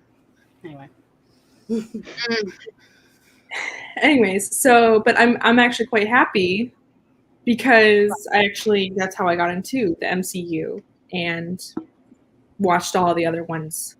And I'm usually not a World War person at all. So what you were saying is you're exactly right, that having that likable character and his determination and him being underdog. I always like underdogs. So, Yeah, we're Americans. We love underdogs. That is a thing. That is very much that, and don't kill the dog. Yeah. Absolutely. Nope. It drives me nuts when movies from other countries they'll kill the dog, and I'm like, why are you like this? No, I have an actual list of movies I will not watch. Do not even try to get me to watch because the dog dies in it. Mm-hmm. Oh yeah, there is one movie we have still never forgiven because of that. Which movie? Yeah. It's got Danny DeVito. If you ever see a picture of Danny DeVito walking a dachshund, it's that movie. Are you talking about the Wiener Dog movie? Yes. Yes. Mm. It's on Amazon, I think. It's an independent film. And yeah, spoiler, they killed the dachshund. Do you know how it was the first time I ever wrote a movie review on Amazon's website. I was so mad. I was like, at no point was there even a warning. It was not really foreshadowed. I was so mad. It's actually bad because now I will not watch dog movies because at this point I just assume something bad is going to happen to the dog. I had a patron recommend, what was that? An audiobook we had at the library at the time. I want to say it was. Oh, that one with, what was it, Owen Wilson? Yeah, the Dancing in the Rain or something. And the very start of the audiobook is from the perspective of a dying golden retriever. I literally cried the whole way home. And that is all I listened to was the 20 minutes it took me to get home. And I was like, oh, I am not listening to, no. How am I supposed to drive? I can't do this. I still don't forgive. I'm sorry? I still don't forgive I Am Legend. Yeah. That movie's a double doozy for me because Megan. It may have been Marlene. I heard that was it. There's a couple dying golden retrievers. I cannot handle a single one of them. I cannot. No. I've never seen that movie because I heard, and that's on. I did. Yeah, exactly. Yeah. Well, that actually, I don't know if Captain America is really the one to bring it up, but I know we were discussing this a week or two ago. And that is, so why can't the dog die? What's wrong with the dog dying? It was a couple weeks. And it's because the dog is often this particular kind of character. And it is the innocent character. We were talking about this character, and sometimes the dog is the character, but sometimes a human is this character. This I don't want to say stereotype, but it's kind of a character trope. But it's the innocent character. And that's how we determine whether this world, that the story takes place in, how good is it by what happens to the innocent character? If they are hurt, then this world is a dark place. If they are killed, this is an unjust place. It's not worth redeeming. It's too dystopian. If the innocent character, the truly innocent character in a story, dies, then the reader is given the impression that this world is not worth redeeming. Because why would innocence be allowed to die unjustly? For examples, Samwise Gamgee in Lord of the Rings, PETA in the Hunger Games. Of characters that are just genuine, essentially single note, they are who they are. They're golden retrievers in human form. I feel like Rue in Hunger Games was like that for me. Watching I had a hard time finishing the movie after her death. It was the same deal. It's hard to care about a world where there is no justice and there is no, protection. And that's what we know. So and so that's where you see this in movies and stories where you lose your audience if you damage this character. You can hurt everyone else. Oh yeah. People, if anything, love it. Innocent character through hell, hence, like what happens with Samwise. Oh, it does not go easy on Sam. It's a rough time physically and emotionally for Sam on several fronts, including in the book where they come home and all the hobbits are enslaved. This is not an easy time for Sam, but he still lives. He's still whole. He's not so emotionally destroyed that he isn't able to eventually marry and have children and feel like he lived a fulfilled life. That's the marker for the reader. And it is important to remember that. And I've heard many writers talk about being surprised when the readers turn on them. And several times it had to do with how the writer treated the character that's innocent, the innocent character, if you will. I don't know how to actually call it, but that it often they turn on where they don't want to read the next book or the next story because of what happened to the sweet character, if you will. And I mean, you can definitely make a case, and it may even sound odd given everything else about the character, but in the first Avenger, Peggy Carter is the innocent character.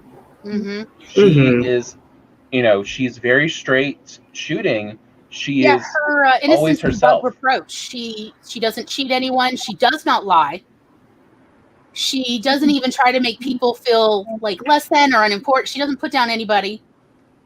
She's a straight shooter, but she's also without a private agenda, if you will.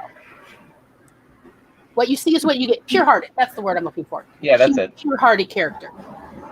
Which why I love Agent Carter, the show, so much. Oh, yeah. I love that show so much. Why did they cancel it in the second season? Oh, I had such a hard time surviving after they canceled that show, y'all. Like, that was what was getting me through that really rough job at the library, quite frankly. I hear you, and they left so much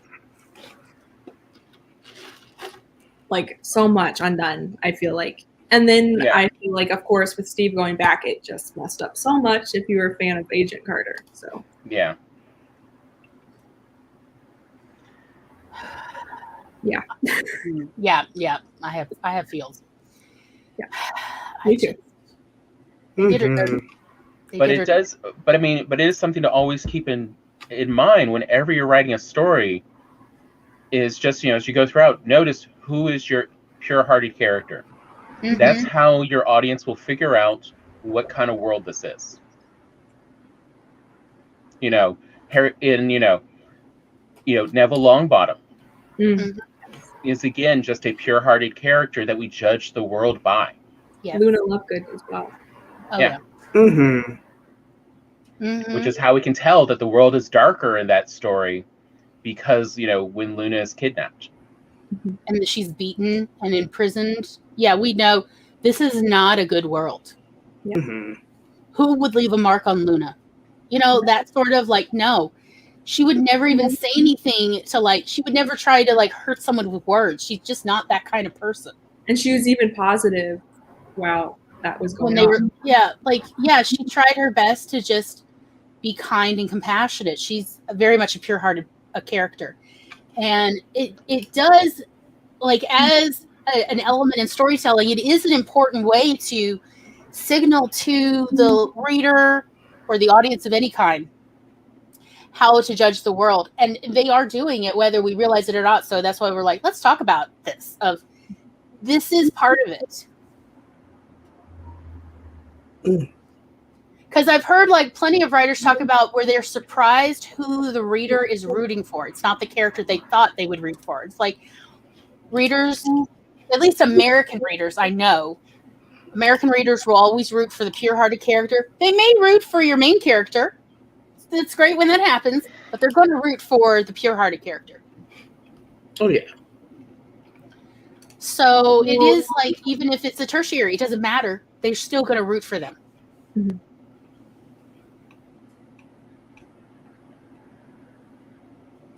Anything else till we go on to modern day? Grayson, you doing okay? I know you really you wrote so much yesterday. I was I hope Grayson's okay. I have no clue how I'm awake, to be quite honest. I mean, I'm so grateful you're here at all. So, I don't know how you're awake. I would be dead to the world if I had written for 16 hours straight. Even when I was in college and those finals and the deadlines and I had put off too much and was just hanging on. I don't know that I ever survived writing more than 12 hours in any given day. And I was oatmeal brain just from that. So I think 14 is my record, and I don't think I could communicate at all after for a week. And so what I'm trying to say, Grayson, is I consider you a champion. I'm trying to say that my indirect, not great at communicating way. I think you're amazing, and I just want to hold you up to the world. Go, did you see what Grayson did? Grayson's amazing. Honestly, if I would have slept a little longer, I would not have gotten up. I would still be in bed. I'm not gonna lie. Oh, honey, let me tell you, you can stream from your bed. I would like to recommend to people, give it a try. It's so comfy. It's actually becoming pretty popular. I'm just throwing it out there of like, hey, be gentle to your hips. I'm just throwing that out there. I'll keep that in mind. I'm throwing that out there because, yeah, my bed is the most comfortable place in the house. I've got layers and layers of memory foam on top of a spring form mattress. And I am here to tell you, it's fantastic. Give it a try. Wiggle. The pillows love it. Yeah, my brain would be mush, Barrett. Yeah, Barrett says I couldn't write that many words and live to tell the tale. So I think, Grayson, like, how are you doing? Are you doing Nano? Is that why you wrote so much, or was it just the moment? Nano. That, and I got kind of competitive. So I was like, oh, I'll be writing all day. I was like, psh, all right, I'll write you. And of course, we started going back and forth, and yeah, that lasted all day. See, CV's sitting in her bed too. See, just telling y'all, let's all be kind to ourselves. Get comfy. It's the 2020s. Nothing means nothing anymore. Yeah. So, yeah. We just know, Grayson, we think you're amazing. Thank you. Competitive and Camp Nano is dangerous. I agree with Barrett on this one. Yes, it is. So, I mean, if I may ask, is this like a new project, or like what is, if it's okay to ask? If you're like, it's totally secret, you've heard nothing. Oh yeah, no, it's a new project. It wasn't even the main project I was going to work on. That's the issue. It popped up out of nowhere. Oh, honey, did you see my tweet?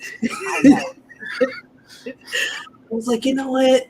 I went through what I call my writer's graveyard, where I put all my ideas to the side, so I don't automatically start writing everything new. It's like, nope, let me just put everything to the side. I made a mistake of looking at the graveyard. I found an idea. I was like, ooh, let me start writing on this. But then I got an idea off the idea, and I started on that, and I made a mistake. So now I'm working on 3 separate projects at the same time. Oh, yeah. Oh, God. You're a real writer now, honey. Yeah, I'm working at 5 on 5 right now. So I feel I don't want to think about technically. Nope. Yeah. No, your sanity says don't go there. Okay, conservatively, my week at a glance, I've always got show prep. And then it says, instead of just editing, because I'm supposed to be editing my manuscript, there's also writing listed now because of that damn story Tom wrote, that premise he wrote for me from his dream. And I was like, within 2 hours had 2 stories in this premise already. 2 short stories I had. I'm like, you bastard. I love these stories too. It's always something, isn't it? We finish it, and we finish something, and we're like, oh, I got something off my plate. Well, There's about 3 more where that came from. Let me add 3 more to the one I just checked off. Yes, I swear the stories here, like, oh, there's somebody who's got a plate mostly like kind of organized. Let me add to it. No, go away. You just get it planned out, and then it's like, yes, amen.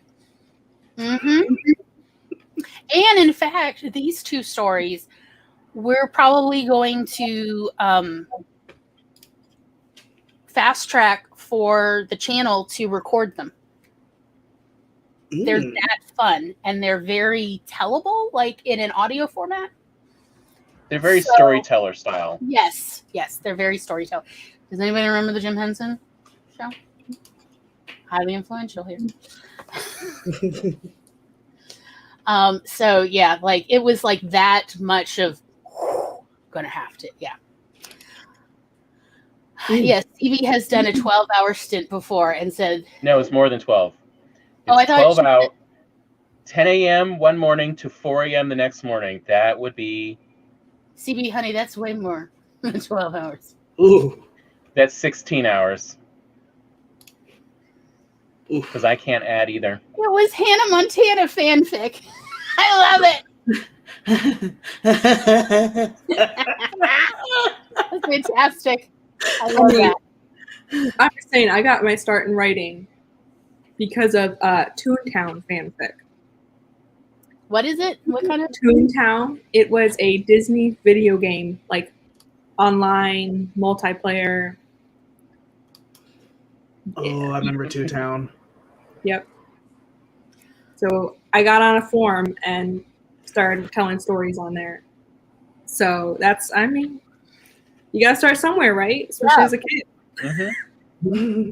I am all for the fanfic because I think that's how one of the really good ways to grow a writer. Absolutely. Because then you don't have to worry as much about world building. That's already taken care of for you. So you can just jump in and write a story. Yeah. Yes, Megan's nostalgia hardcore here. You got people going, Abby. I know. I love that people are literally like, yeah, know what I'm talking about. Yeah, we got over here. We got Hannah Montana readers. We got Toontown readers. Y'all, I'm just saying, if anybody wants to like post a link now or another show, there are people hungry for this. Just saying.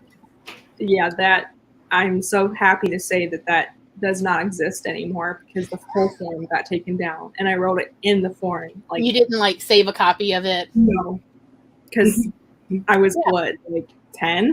Yeah, yeah, you're just a little kid. You didn't know about Save Your Work yet. Yo, I actually lost a few times, and I had to learn from that. Mm-hmm.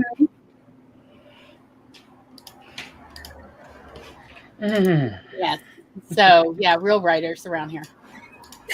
If you tell me that you've written fanfic or even slash fic, I'm like, you're a real writer. What are you? What? Come on. 100%. Like, what are you writing now? You know, like that's what I'm always asking. Is like, oh yeah, that was a nice little phase. No. That's not a phase.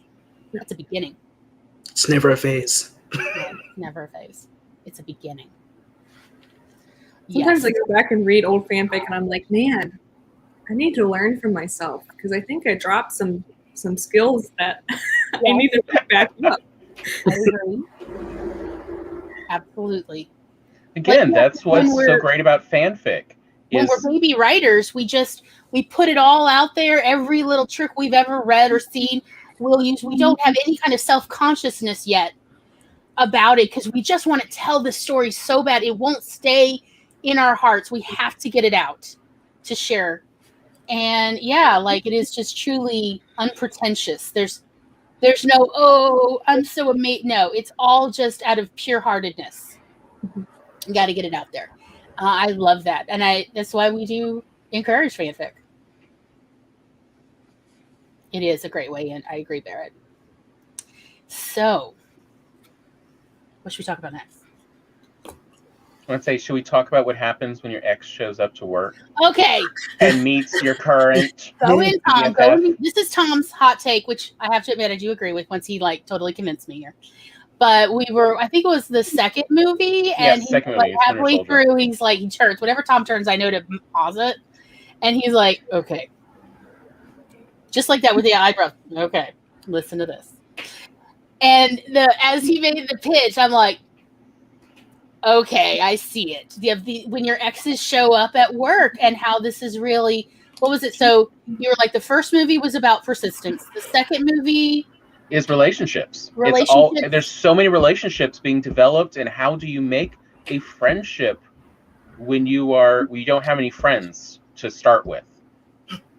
And that's what Cap's doing, and he shows all these behaviors of how do you make a friend. And he is juggling a lot of relationships in the. And Sam really shows how do you make a new friend. True. In their early interaction. It is that we really dissected that too, and then in the third movie is about boundaries. Yes. Healthy boundaries, unhealthy boundaries, all the boundaries, or lack thereof. Okay, so go for it, Tom. Make a pitch. All right, so the second one is really at heart the story of an ex showing up at work, ruining your reputation, and you now have to build it all back up. And they're now getting even worse because they've seen that you've moved on to the next person, in this case Sam. And if you look at it from that perspective, a lot of the movie makes a bit more sense, as well as it brings up a case in point. You see more in music. It's easier to show in music, but one of the ways to become very considered a genius in your creative output is to simply bring another genre's tropes into it, and just paint it with your genre you're creating it. So like famously, rappers tend to like classical music and country music. Rock stars, hard rock, heavy metal people tend to prefer easy listening pop and to a certain degree. But I mean, so we're seeing this relationship story, this very just contemporary fiction, almost romance novel type story tropes being brought into an action comic book story. And because it's brought into such a different genre, nobody recognizes this is a romance story. You just took the beats of a romance. But it is a romance. Okay, Abby's got something. She's put the palm on hold. Yeah, okay. Tom's exactly right. Now looking at it. Yes. In the Save the Cat, it's totally a buddy love, which is all romances fall under. Okay, see you later, Jules. Have a good dinner. Like, you're exactly right, Tom. Oh, yeah. But that's the secret, though, to every creative output is don't reinvent the wheel. Yeah. Humans hate originality. No, humans love derivative work because it's comfy, it's known, they're not left guessing. What is the problem with guessing? All right, y'all, I'm going to tell you right now. You probably already know, but I'm going to say it because it needs to be said. The problem with leaving readers, audience, anybody guessing is it takes them out of that suspension of disbelief. It takes them out of the story. And you want them to stay in the story so hardcore that when the story ends, they're like, oh, but where would I live my life now? That's how deep you want them in there because they want to be in there. They want that really get to put on someone else's shoes, someone else's life. And any kind of guessing, like, where is this story going? I don't understand, is a problem. So if it's a trope, even if it's a trope from a different genre, that's fine. As long as it's a familiar trope, that's fine. They're not guessing. The guessing part is when they get mad. And whether that's like actual painting art, visual art forms, or if that's, reading or music, people talk about how they want something original. They want it derivative in a new way. Yeah. We love novelty, but we don't want, but true novel originality requires building up entire new concepts. And that just driving my career. Yeah. And that, just as Gloria said, it takes you out of the scene and attack right now. But if you can just bring another genre in, people will think you're a genius. It's true. This works everywhere. It always works. Never be afraid of it. Don't be upset if you notice this in a story you're doing. Wait a minute, I've just put a what do you call it? Some might say a layer of paint, but a varnish. Well, I just mean like they talk like we were talking about a fantasy novel, is just taking an urban gothic story and just putting a layer of fantasy over it. Yes. And some people are like, oh, it's that's so awful. There's nothing worth reading. It's like, but most people will enjoy it. Yes. Because they know what those tropes mean, even if it's in a different way. It's very true. I mean, a lot of the times steampunk is taking, the 1800 setting, but giving it a lot of science fiction technology elements. It's really hard to bring the cyberpunk into the past. Yes. I mean, I do know the history. But I'm just saying... I just mean, but it's always that cyber technology type. Like, it's... Yes.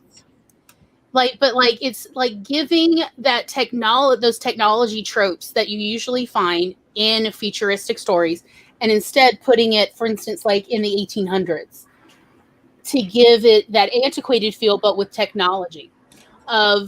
It's still something people are familiar with, but it's in a different twist than what they're probably used to seeing, unless, of course, they're really into cyberpunk or steampunk, that. As far as like your main genres is what I'm talking about. And that's why people really enjoyed Winter Soldier. Is it took an action story, and instead of you just like, because let's really think about it. If you watch it again, you'll notice the first Avenger and Winter Soldier, the villains are actually very weak as far as being villains. They're not very villainous. They're not the ones really holding up the tent. They're just there to give the hero a reason to keep moving forward.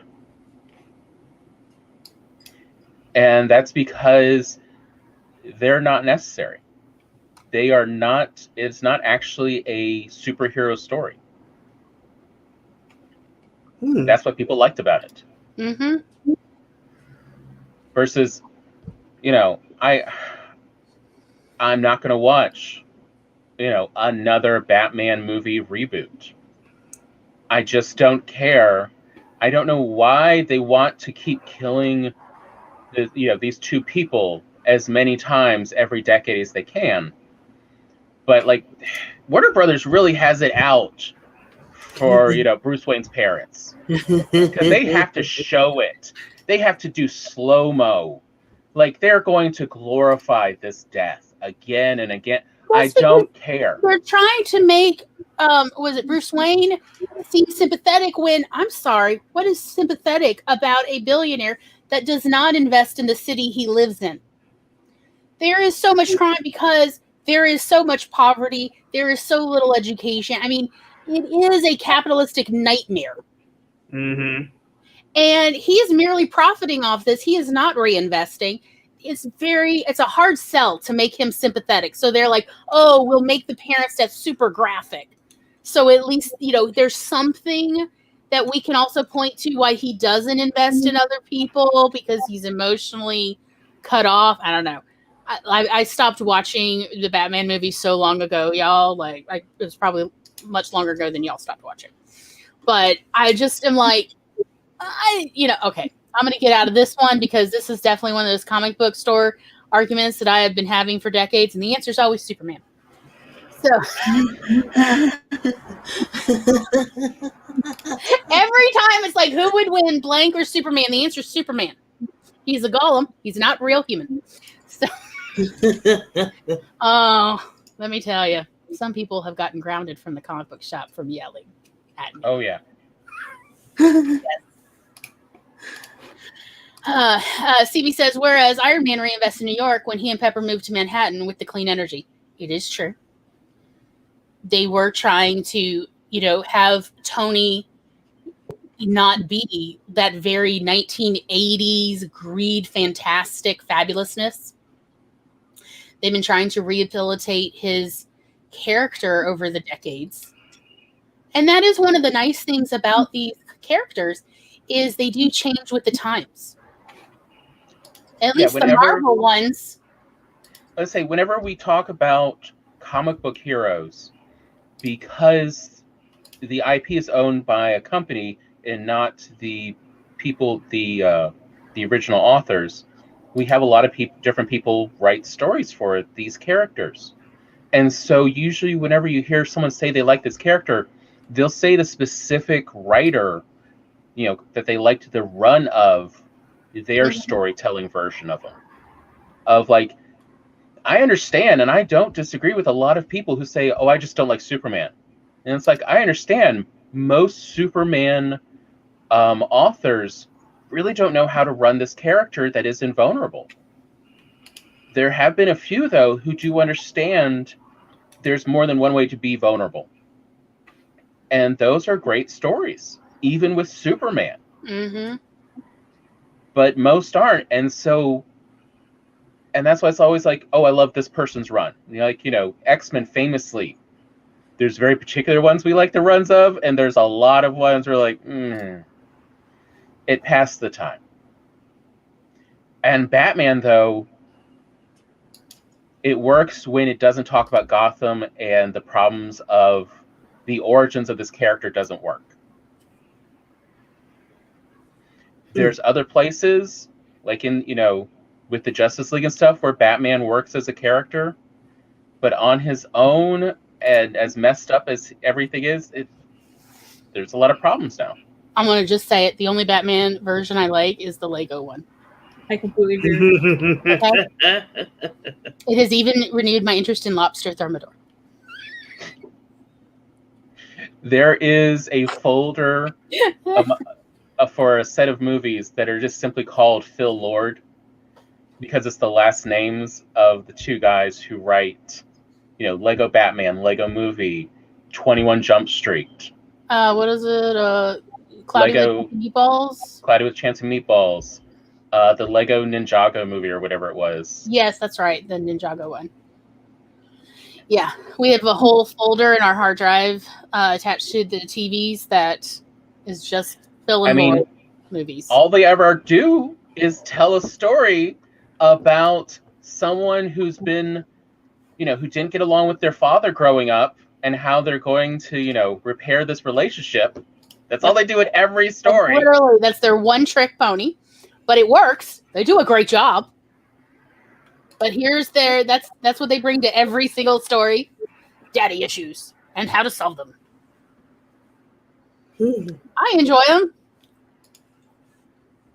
CB says, I don't like what happened? Superman because the movies were very much of their time. Yeah. Yes. The music is I did grow up with a hard crush on Christopher Reeve, y'all. That's why I've got the worst take of, I do really like the what's his name? Brandon Routh, Superman Returns. Not as much the movie. I mean, Lex Luthor literally gets out of prison and shanks Superman, and it's just I can't take this serious. Yeah.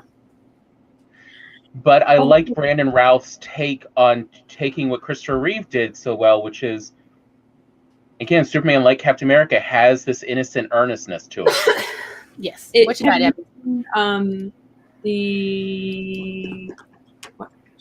TV show with Arrow and Flash and that Brandon's on? Oh, that's something of Tomorrow.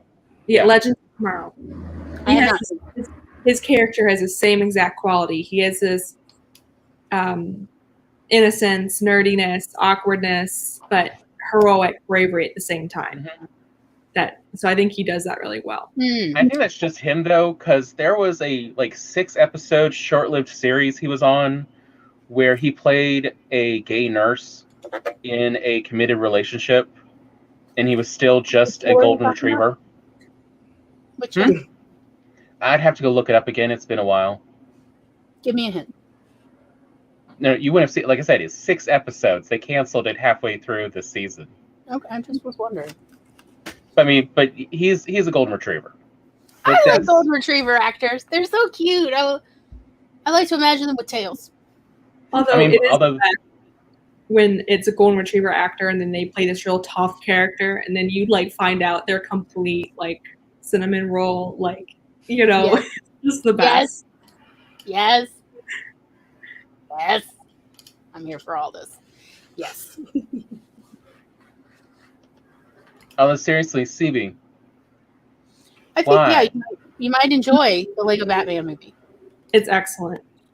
And they actually work with Batman there, about him being this heartless billionaire, whereas he totally goes and begrudgingly adopts Robin. And yes, I love that arc. Yes, I really enjoyed it.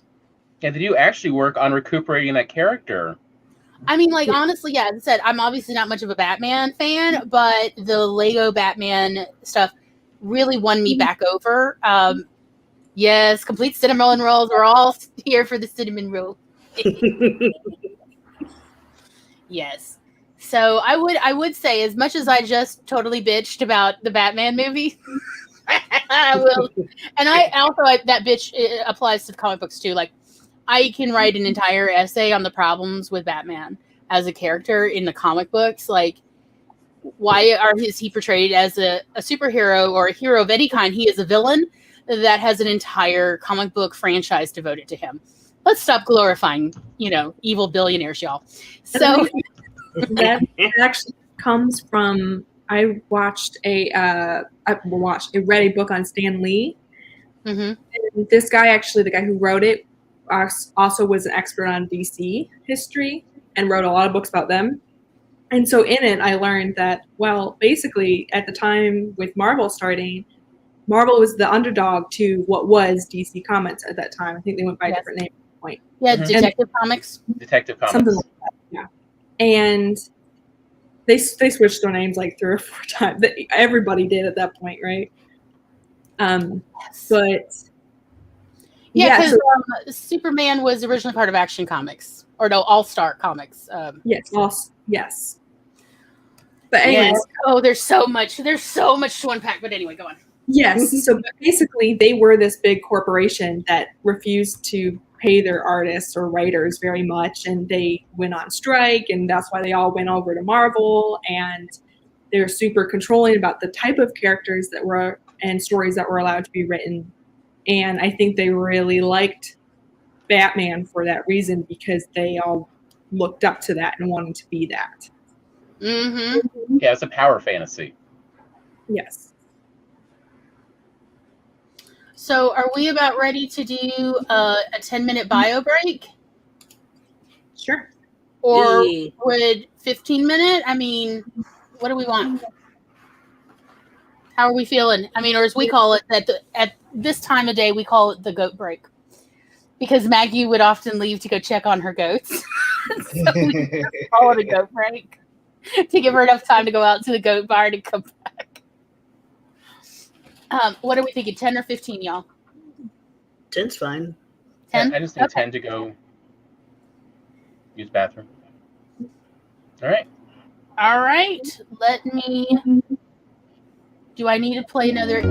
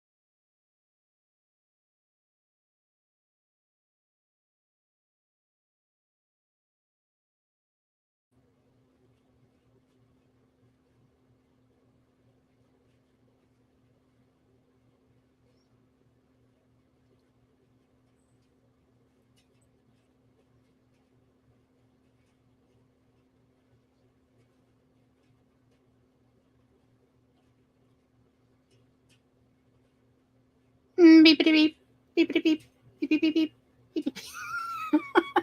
It's my homemade beeps. How is everybody doing? We are here. I'm doing all right.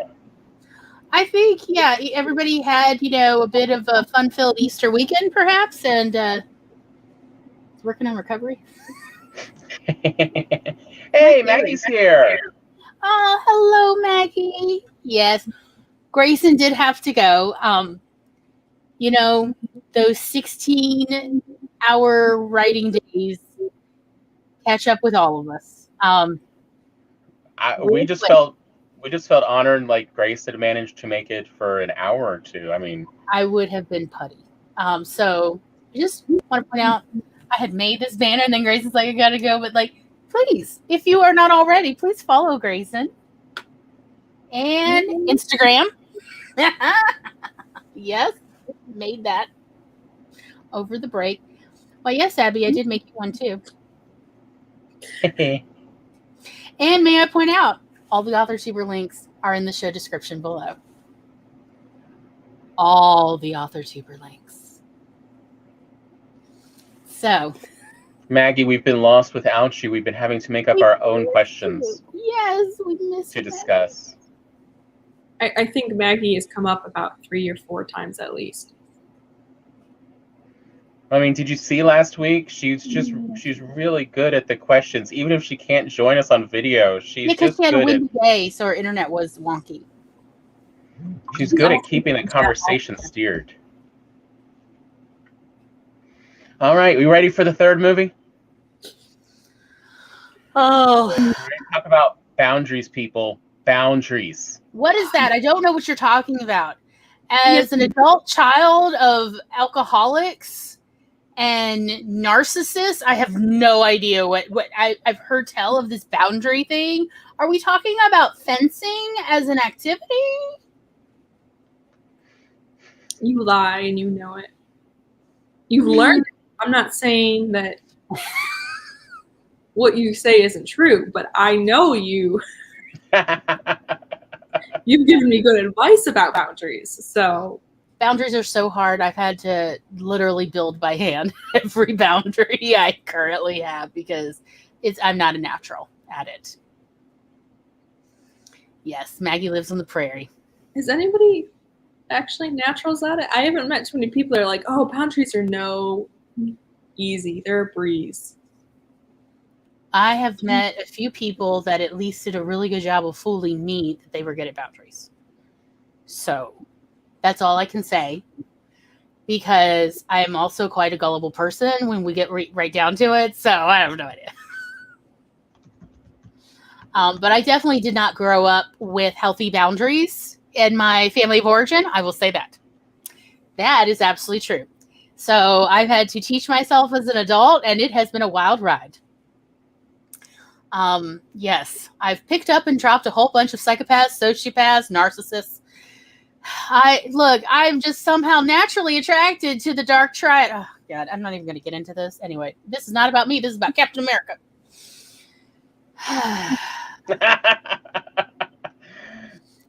I feel like people who have to learn them almost do them better, because people that feel like they don't have to learn them easily get them wrong and then don't think they're getting it wrong. And don't whereas people who have to learn them are always reevaluating it. Am I getting this right? Is this actually correct? Is this okay? Mm-hmm. Yes, very.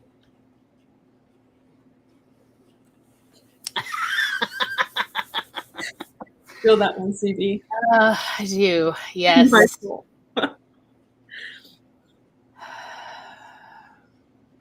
Yes. So I would say all the Avengers in Civil War had to learn some really important lessons about boundaries. Not everybody's lessons stuck. I'm just going to say it. Like every hero movie. Yes. Yeah. But that's also like people too. That's true. People do learn lessons and then they regress. I mean, it is part of being human. It is true. You are right. I talk a lot about autobiography in 5 chapters. because that poem really does speak to me of like, chapter 3. I fall in the hole. It's my own fault. It takes me forever to get out. Oh, yes. Hello. Yes. Hi, Nia. Like you said, oh, hello. And then someone actually said hello. Yes. Hello. Yes. Hello, Glory. Hi. Yes. Yes. We were literally just discussing that, Nia. You're absolutely right. It's been a long Monday after Easter weekend. It is something else. I'll tell you, my only regret from Easter weekend was I didn't get any crawfish. No, that really is her regret. I mean, you just don't know. But anyway, that's not about boundaries.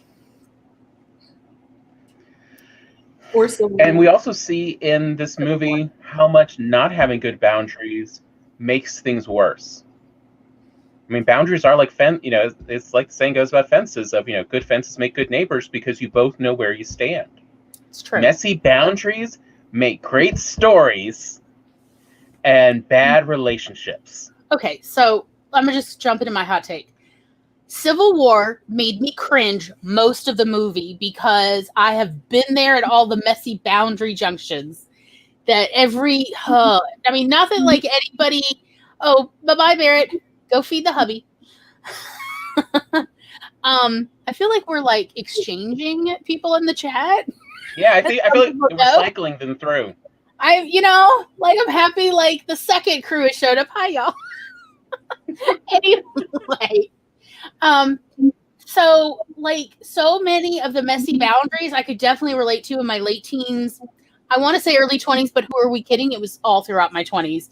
My 30s were about like trying to actually build healthy boundaries and defending them.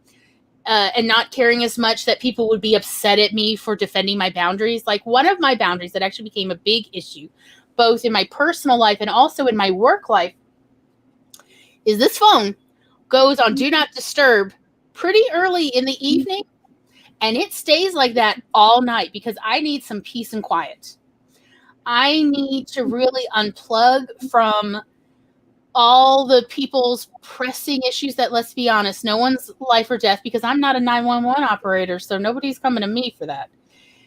And also, nobody lives or dies on whether they get a library book, y'all, no matter what someone says. Ain't nobody gonna die from a lack of a book for a day. So it was a big issue that like I at a certain point made a plan of this is the boundary, and I informed all of my close friends, even some of my less than close friends. I'm like, this is the schedule. The phone automatically goes on Do Not Disturb. So I may check it once before I go to bed, but sometimes I don't check it at all till first thing in the morning. People got mad at me because I was not checking my phone in the middle of the night, that I was not checking my phone even hourly because guess what? Not all of my PJs have pockets. So I just leave my phone in random rooms and then go find it in the morning before I go to work. I remember this was actually a bonding point between you and I. When we realized, oh, we're okay with not having to get back to you in 15 minutes or less. Like, if we take some time, it's okay. Oh, yeah. Like, I feel like you've got a week. You've got a week, and then I'm going to start worrying that either your body is missing or I've done something to offend you. But you've got a solid week to respond to any of my messages, email, text, anything before I worry. So again, unless you tell me I'm going on a date, here's my safe word. Right. If I don't text it back to you, call the cops. Unless you do that, I'm not worried if you don't respond to me for days, for a week. Right. I have learned that I have what is called a secure attachment style, and that a lot of the people that I had surrounded myself in my late 20s, early 30s apparently did not, as well as a lot of the people I was working for apparently did not, and really could not fathom the fact that I am secure in all of my relationships overnight. I can rest easy. I'm not worried about what anyone thinks of me overnight, and I'm not worried of what they think I think of them. Like people can really go in some cycles there. Yeah. So yeah, that is my hot take about the Civil War. Was I just kept cringing through the whole damn movie of Has nobody seen a therapist? Has no wise person talked to this person? Yes, Maggie says, I have to wonder how bad Steve's parents were, that he has such a boundary blur area, and Bruce Banner does too. Like, don't say bad words or get mad, but toxic mentally, okay, I agree. I absolutely 1000% agree with Maggie's assessment. Stevie says, yeah, how dare Cap ask Tony about Pepper? The offense. Don't you already psychically know that Pepper and I are on a break, which means she broke up with me, but I'm not too narcissistic to say that because I cannot consider that anything negative about me. But Pepper is above reproach because I've also put her on a pedestal, so also nothing bad about her. Don't you psychically know? No, Tony. Nobody's sending out a newsletter within the Avengers about things you can ask Tony about, but things you can't ask Tony about. Yep. We're on a break. When you were earlier just talking about the, bad relationships. Yes. Is if you don't answer a message or a phone call and you look at your phone an hour or two later and they've broken up with you, you never had a real relationship with them. They had a relationship with a concept of you. He's literally talking about someone in our mutual lives that I didn't even realize I was dating. Among other people. I mean, well, yeah, there was also a trope now. Supervisor who, thank goodness, is now dead. I'm sorry. That's true. No, I shouldn't. No, you know what? I should. He was abusive. So the witch is dead. So someday we'll write a story about that one. Because I did not check my phone for 4 hours overnight. And one of the other employees had to explain to him that since he and the company are not paying for my phone, I am not even under any legal obligation to check my phone or respond to him. For real. A grown... Okay. He's dead. It's fine.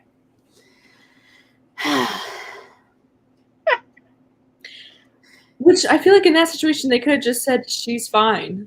We're good. Like, why did they have to make that they were on a break and then it lead to nowhere and next thing we see her, they're fine. Because they just wanted to add in more emotional distress to explain why Tony is insane throughout the entire movie. I mean, all right, let's talk about boundaries with Tony Stark and the correct and the inappropriate ways Tony takes things. The first point we see Tony start losing it, and I'm sorry, we live in the modern world. Where's Tony's therapist? Where are Tony's doctors? Because there is some great medications that also help, because sometimes your brain just doesn't want to go along with this whole we can let go and get better. You can't see this. Yeah, this woman, says you're responsible for my son's death. Okay, if that is the case, then Tony also has to take responsibility for all the people that are alive. You cannot just take responsibility for the negativity and not the positive, or the positive and not the negative. You're either responsible for everybody, whether they live or die, or no one. Like, at a certain point, he's not a god. Right. He has a lot of money, and he's a pretty good mechanic. I'm not going to say great, but he's pretty good. That is what he has. He's just a rich guy with a whole heck of a lot of resources and a decent job as an engineer. He can't save everyone. He also can't leave all the bad guys to die. Like, he's just a human, an imperfect human, like all the rest of us. There were definitely some legal implications going on, but to put it all on Tony and for Tony to just take it rather than having a safe person to go, hey, is this true? Am I actually, and when I mean a safe person, I mean either a super wise friend or an actual professional psychological expert. They could have done it with Rhodey. Yes. He's a super wise and good close friend. Yes. But it's just, I don't know, so much of it is frustrating about that entire, I feel like in some way, I want to say at one level, the movie felt contrived. Mm-hmm. All of these boundary crossing, all these never ever. See, my father used to call them never evers growing up because, I'd say, oh, I hate you. And he's like, that's a never ever. Anything that you say that's like an extreme of one end or the other of anything I'll never like you. He's like, again, that's a never ever. Mm-hmm. And his point was simply that never evers are rarely true or accurate. So let's try our best not to speak in never evers as much as we can. This was his point when I was a little kid. Because yes, I had taken this on the playground as a toddler.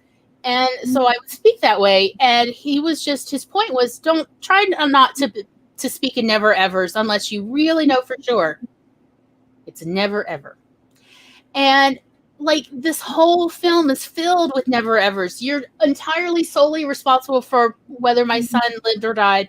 You're entirely solely responsible for Wanda and Pietro's, entire horrible backstory when they did make some choices, and also Red Skull. Anyway, so like, why are we solely blaming any one person? Like, sure, Tony definitely does have some responsibility, but he doesn't have all the responsibility. And so that's what I mean. If it felt kind of contrived, like they couldn't find a better story. Yeah. And I think even with the government supervision thing, like, I don't feel like, in my personal opinion, I don't feel like Cap would choose I will never, ever be supervised by the government, because he's literally, like, his entire origin is, I want to be supervised and help. But I want to be supervised by the government. Like, I want to be another arm of the government. I want to be deployed by the government. I want to join the military so bad. I will literally commit crimes to join the military. Right. So, but on the other hand, we did just see in the previous movie that, they got rid of S.H.I.E.L.D., which was ostensibly over the Avengers, because S.H.I.E.L.D. had been taken over by Hydra and was, no longer a good, virtuous, body. Right. And that's where Cap is right there. Is this, how can you prove to me that we're not going to be taken over by, another negative, power-hungry authority? Understandably, they have trust issues because it's not based on a boogeyman fear. It's based on actual experience. Recent, like, this only just happened. Right. And so I was like, why are we having less conversations and more fighting? There really does need to be, like, it shouldn't be, we decided one meeting where we're proposed this issue of global government oversight. And we have to decide right now, like, there's a clock ticking. There's not a clock ticking on this. Okay. We can handle this. As well as maybe we should all talk to some therapists, maybe some philosophers, and perhaps some people proposing the government oversight to hear how they're proposing it would work and how to change policies and procedures. Bureaucratic experts, they do exist, y'all. I promise you, it's not just, ancient China. They really do exist.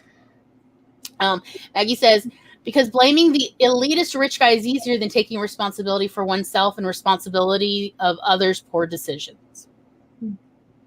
The other thing that I kept coming back to thinking about as I watched that movie was the other solution that would help all of these characters very quickly and succinctly come up with their answers, instead of all this, they're mulling a lot of this and they're just all unsure.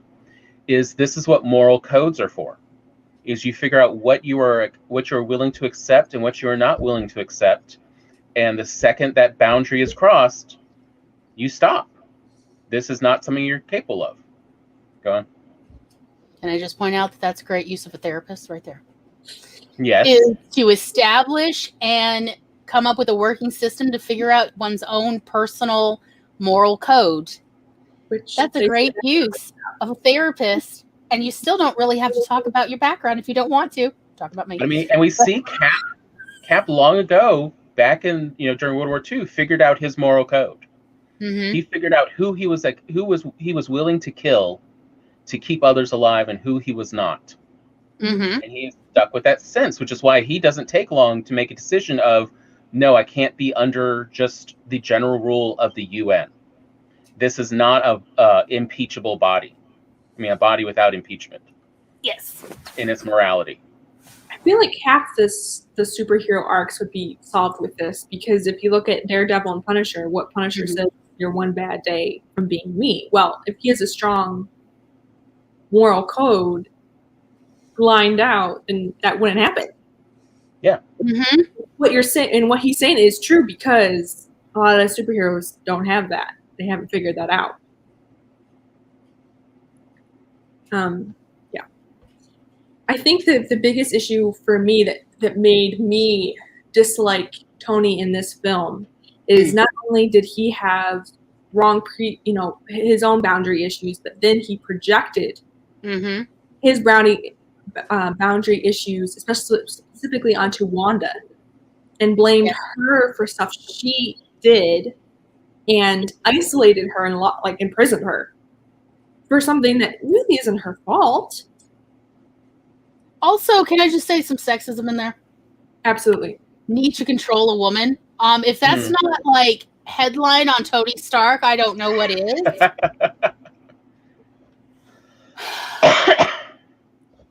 And yes, I realize that Tony had some trouble with therapists in the past. And anyone who has two brain cells to rub together can tell you, you have to keep going back in there and go find another one and go find another one till you find one that both you like, as well as you bring in a wise friend to have a joint session so that that friend can also assess, does this person actually seem like a good kind of therapist or a sociopath? This is important, and something I have even done, actually, because at the time I didn't trust my own instincts. And so I did it as well, and it is a very useful technique to do, where you essentially bring in a third party to see. But why would we even mention that in a movie? Why would we help audiences understand more functional roles and techniques to do when we could just make everything all or nothing, good or evil? There is no in between. There is no gray area. Mm-hmm. And if you are thinking gray area, then you're already evil. You're already bad. You're already not useful, whatever. Fill in the blank of terrible things. Or sign the contract or don't sign the contract, right? Versus I can sign the contract whenever I'm ready, as soon as it looks right, you know? By the way, can I just say how much I really wanted Steve to call it an intervention with all the Avengers of, I have some knowledge that Tony is going to get really upset about, but we have to start dealing with it now, and literally talking to each one, sharing it so they know, and building up till now we need to do an intervention with Tony, because I don't know on my own how to deal with an enormous rich toddler having the world's biggest temper tantrum about, I happen to know who actually killed his parents now. And it's my best friend, who I am now on the search for, trying to save, why couldn't you have told even Black Widow? She's so smart. And she, even if I wouldn't say that I think of her as a truly wise character, she's the kind of person who knows how to outsource wisdom to someone else to then use. She's really good at essentially delegation where she's not that skilled in or that knowledgeable about. And I was just they could have done this so much better, and then, had a really fun and exciting but different kind of ending. You don't have to have some crazy, Cap versus Iron Man as Tony has a meltdown. Right. It felt petty. I say by the time I reached that point, I didn't care. I got bored. I pulled out my game and started watching it. And that was the first time I watched this movie. I pulled out my tablet and started playing a match 3 game. Love them. Because it just seemed cheap. It went on forever too. It was boring. I mean, I like the twists and surprises of Zemo. Oh yeah, Zemo was very interesting. Brings throughout this story. Mm-hmm. But again, Zemo's not really a very good villain for just, hinging the story on. It's still just Cap and Iron Man. Bad boundaries. Yeah, he plays such a minor role. Yeah, his job is just to keep the story moving along. Yep. But I like how Zemo actually, they give some surprising world viewpoints and behaviors, unlike you're used to with villains of, Red Skull and stuff we've seen in Captain America to this point. And, Hydra after that. With Zemo, it's almost the opposite of Zemo simply doesn't want there to be heroes. Mm-hmm. Zemo simply wants to negate what's there. Zemo has no interest in the world. Mm-hmm. And we literally see how he's actually suicidal. This is his last thing he's going to do before he kills or try. What we see that he tries to. I mean, and thankfully it is averted, but that we see that he's given up hope. Yeah. And that he's in a very negative headspace to start with. And like, this is what he's devoting his last bit of, functionality to, is this last thing, hoping that maybe this could give the world a chance because of his flawed worldview. Yeah. Because ultimately he's mad at himself. He's not actually mad as much at all of these superheroes. He's mad at himself for thinking his family would be safe. And he's, again, unrealistic expectations for himself. And it's twisting that anxiety to a fever pitch. It's so tight. It's haunt. And again, projection on his part. Mm-hmm. Oh, yeah. Yeah. I do have to say, I absolutely loved Black Panther's role and development in this. From, kid that just wants revenge, basically, and goes after Bucky for that, to, just wanting kind of to bring Bucky to justice, to, okay, it's not Bucky, well, then I need to bring Zemo to justice, and then seeing the true state of things with him, and sitting down and being like, maybe justice isn't what I look like, what I thought it looked like. I like essentially that we were given a compare and contrast between Zemo and Black Panther, because both of them had lost people very significant to themselves, and they both desperately wanted justice and possibly even revenge. Yeah. And then one of them is truly lost in grief. Zemo's lost in grief. He's just adrift, really. And there is Black Panther going, literally, he can see how grief-stricken Zemo is, and that helps him pull back and take a perspective at himself of, hold up. Mm-hmm. I see some truth here about myself, and I need to take a moment. Yeah. Which it was just incredibly done, in my opinion. Mm-hmm. Yeah, their story arc is very well done. It's beautiful. I really liked both of their story arcs of Black Panther and Zemo in Civil War. But as far as the rest of the Avengers, what you were saying, Glory, about with Black Widow, they almost, looking back at it, they almost set it up, because she goes to comfort him after Peggy dies. Mm-hmm. Him being Steve. That would have been it's almost like they were thinking they were going to do that there. Mm-hmm. And then nothing kind of happens with that. Like, why did she really go to see him? What was the purpose of that? I mean, from a story perspective, what was the purpose of it? Versus, like, in a real life, you're just there for your friends. Yes. She knew how, like, close he was to Peggy, how Peggy was, like, one of the last people from his former life, if you will, and that she knew he was already sad before Peggy died. I mean, that was, like, my big thing. Like, just as Tom was like, oh, this is what the movie's about, my big thing was, do you know the entire Marvel Cinematic Universe is about sad men? It's all stories about grief, but in an action adventure package. Every single one is about grief. Specifically sad men. All the women are competent. All the men are sad. That's how you know who the story is about in any movie. Because it's never about the competent person. Even though they've got plenty to overcome and deal with. Oh, sure. Sharon Carter lost her aunt, who she was very close to. I can go a rant about Sharon.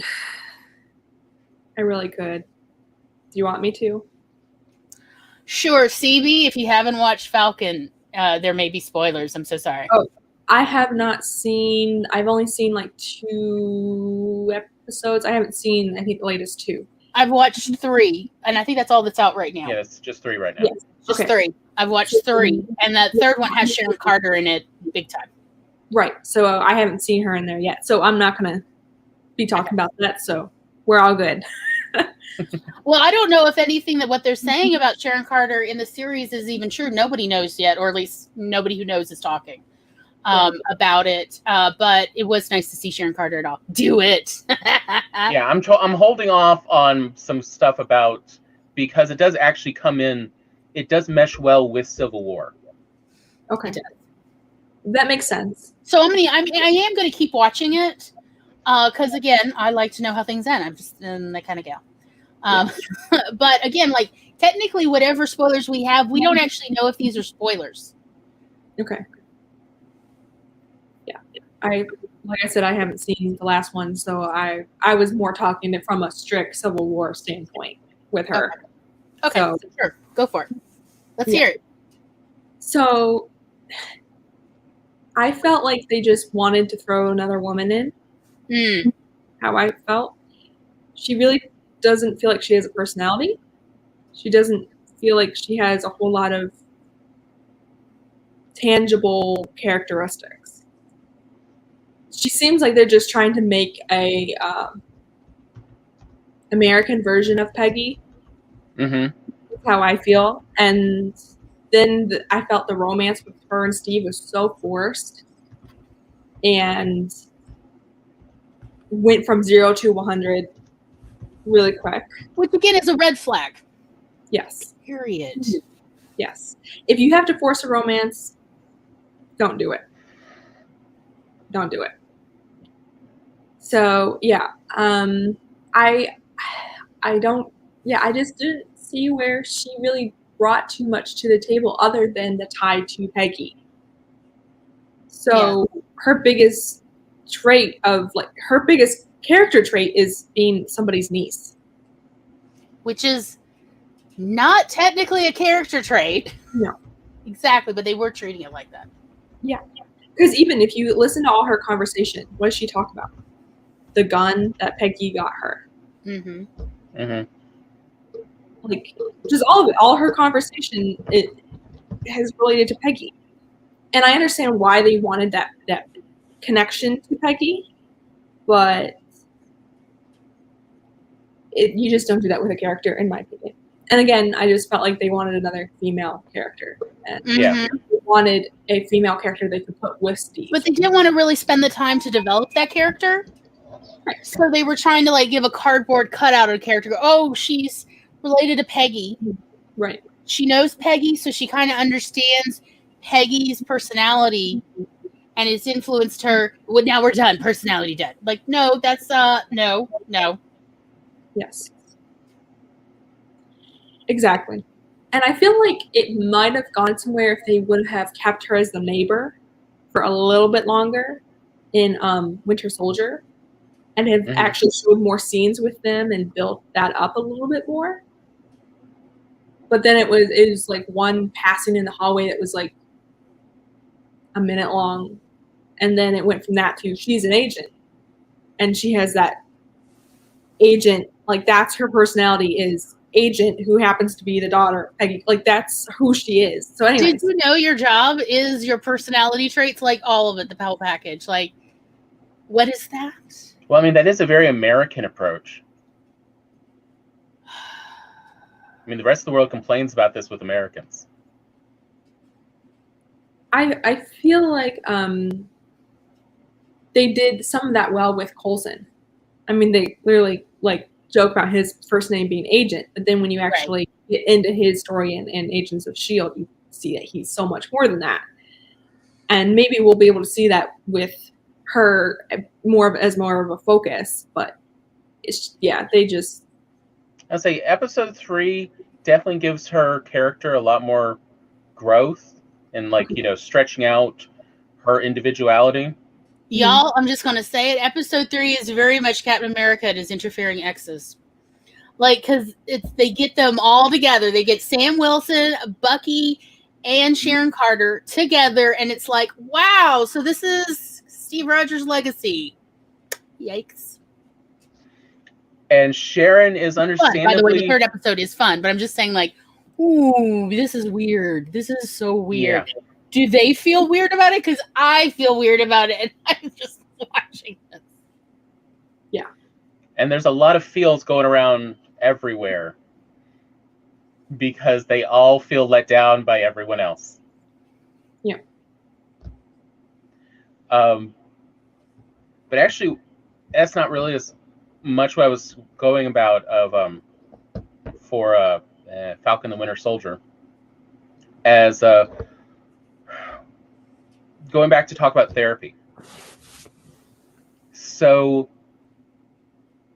Bucky is not, some people may try to say it, but Bucky's not actually seeing a therapist. Bucky is seeing a military guidance counselor as condition of parole. It's not a real actual therapist. Yeah, that's not actual therapy or anything. No, it's... No. And he's not really participating so far. Right. Yeah, but we've already seen, though, previously in Endgame, what Bucky really needs to be put into, which is a group therapy where he can talk with other people in a similar situation. Yeah. Which you would think once Sam and Bucky get, like, you know, hook up, not in the hook up as a friendly, yes. Yes. That Sam would be like, here, this is what you need, because that was Sam's job. Yes, he was. You would think that. Yeah, like, in fact, it was something I said to Tom, because I did spend pretty much my entire 20s off and on going to group therapy. And I was like, excuse me, why do they not have group therapy? Like, imagine all the former employees of S.H.I.E.L.D. I would imagine when they found out they were actually working for Hydra, they would all need therapy. They would need group therapy to commiserate of. It turned out I worked for an evil organization. What does anything mean anymore? I have trust issues. Yeah. And I thought that would be a great place for Bucky because, you know, he could hear everyone else feeling similarly betrayed, as well as he could always play the heavy of this, you know, Hydra made me kill everybody and, you know, fried my brain and kept me on ice and tortured me and abused me for literally decades. And I think it would be good for all the S.H.I.E.L.D. agents, former S.H.I.E.L.D. agents, to also like, yeah, that's suffering. And also be able to tell Bucky, that is not your fault. All the people you killed, they literally had implants in his brain. He did not have free will. Right. This is not the same as when people like would do, if they did something where, you know, maybe they were under other influences, but they are still in control of themselves versus what happened to Bucky. Like, I felt like in group therapy, there would be other people to point out to him of, yeah, no, that's not the thing to feel guilty about, buddy. There are things surely you could feel guilty about, but among all the things, that's not it. Lashing out at people now and not apologizing, yeah, feel guilty about that. Yeah. But being forced against your will to kill people for decades, while also being tortured and abused, like, that's not the thing to take responsibility for. And I'm just going to say, I had several therapists tell me that, including a one-on-one therapist tell me that, as well as my group therapist also, as well as then the other people in therapy would tell me the same thing when I would only very occasionally speak up. Honestly, most of the time, I went to group therapy to hear other people's stories every time I was feeling bad about myself. And it really worked. It really helped give me perspective of, look at all these people who've also suffered, and they are still moving forward in their life, or at least trying to. If you know, I'm going to keep trying to, you know, because we were essentially just all kind of like encouraging each other, like, go on, just keep making that run to safety, to emotional safety again and again. And it really helped me not feel like the pain and guilt I was experiencing. It helped me put it in perspective, and because they would tell me how they saw it, and that would give me like essentially like little crutches to help see it from an outside perspective and get some realistic truth there. Mm-hmm. And that is what I like watching Bucky. I'm like, that is what he so desperately needs. Plus, for a while, when I wasn't really quite ready to have friends again, these people were sort of like friends to me. Like we would literally afterwards sometimes go to the IHOP down the road from where the group therapy was held. And we'd still chat, but not, about group therapy things. We just chat about other stuff. And it was sort of like having friends. But honestly, it was more like, comrade in arms, like we were all in the trenches together being haunted by similar ghosts. It was what group therapy is good for. Right. And it was a great bridge over to eventually feeling strong enough and brave enough. And they would encourage me to go try to form new friendships. But like they were there to essentially like, well, okay, let me, how am I going to ask her if she, if this person who I'm, interested in as a friend, if she'd want to like ever go to, one of those painting places where older ladies drink wine and paint. How would I? And they was like, okay, well, give me, tell me what you want to say, and then we'll figure it out. Like that sort of. It was very helpful, and that's what like it seemed like Bucky was screaming the character needing, and nobody, even though the military knows this works, the VA does this at every branch. Nobody's doing this for Bucky. What? Yeah, say that was sort of the Bucky's equivalent of the Sam and the bank. Yes, that was my Bucky rant. Just as my Sam rant of, are you trying to tell me that no one held an intervention with Sam about you are working for a billionaire white man for free? You're not on any payroll? He's a billionaire. He can put you on payroll. And if they try to make Tony look as good as they've been trying to do to rebuild his character, you think that he would be like automatically putting them all on his payroll. You know what I'm saying? Like, at least give them something.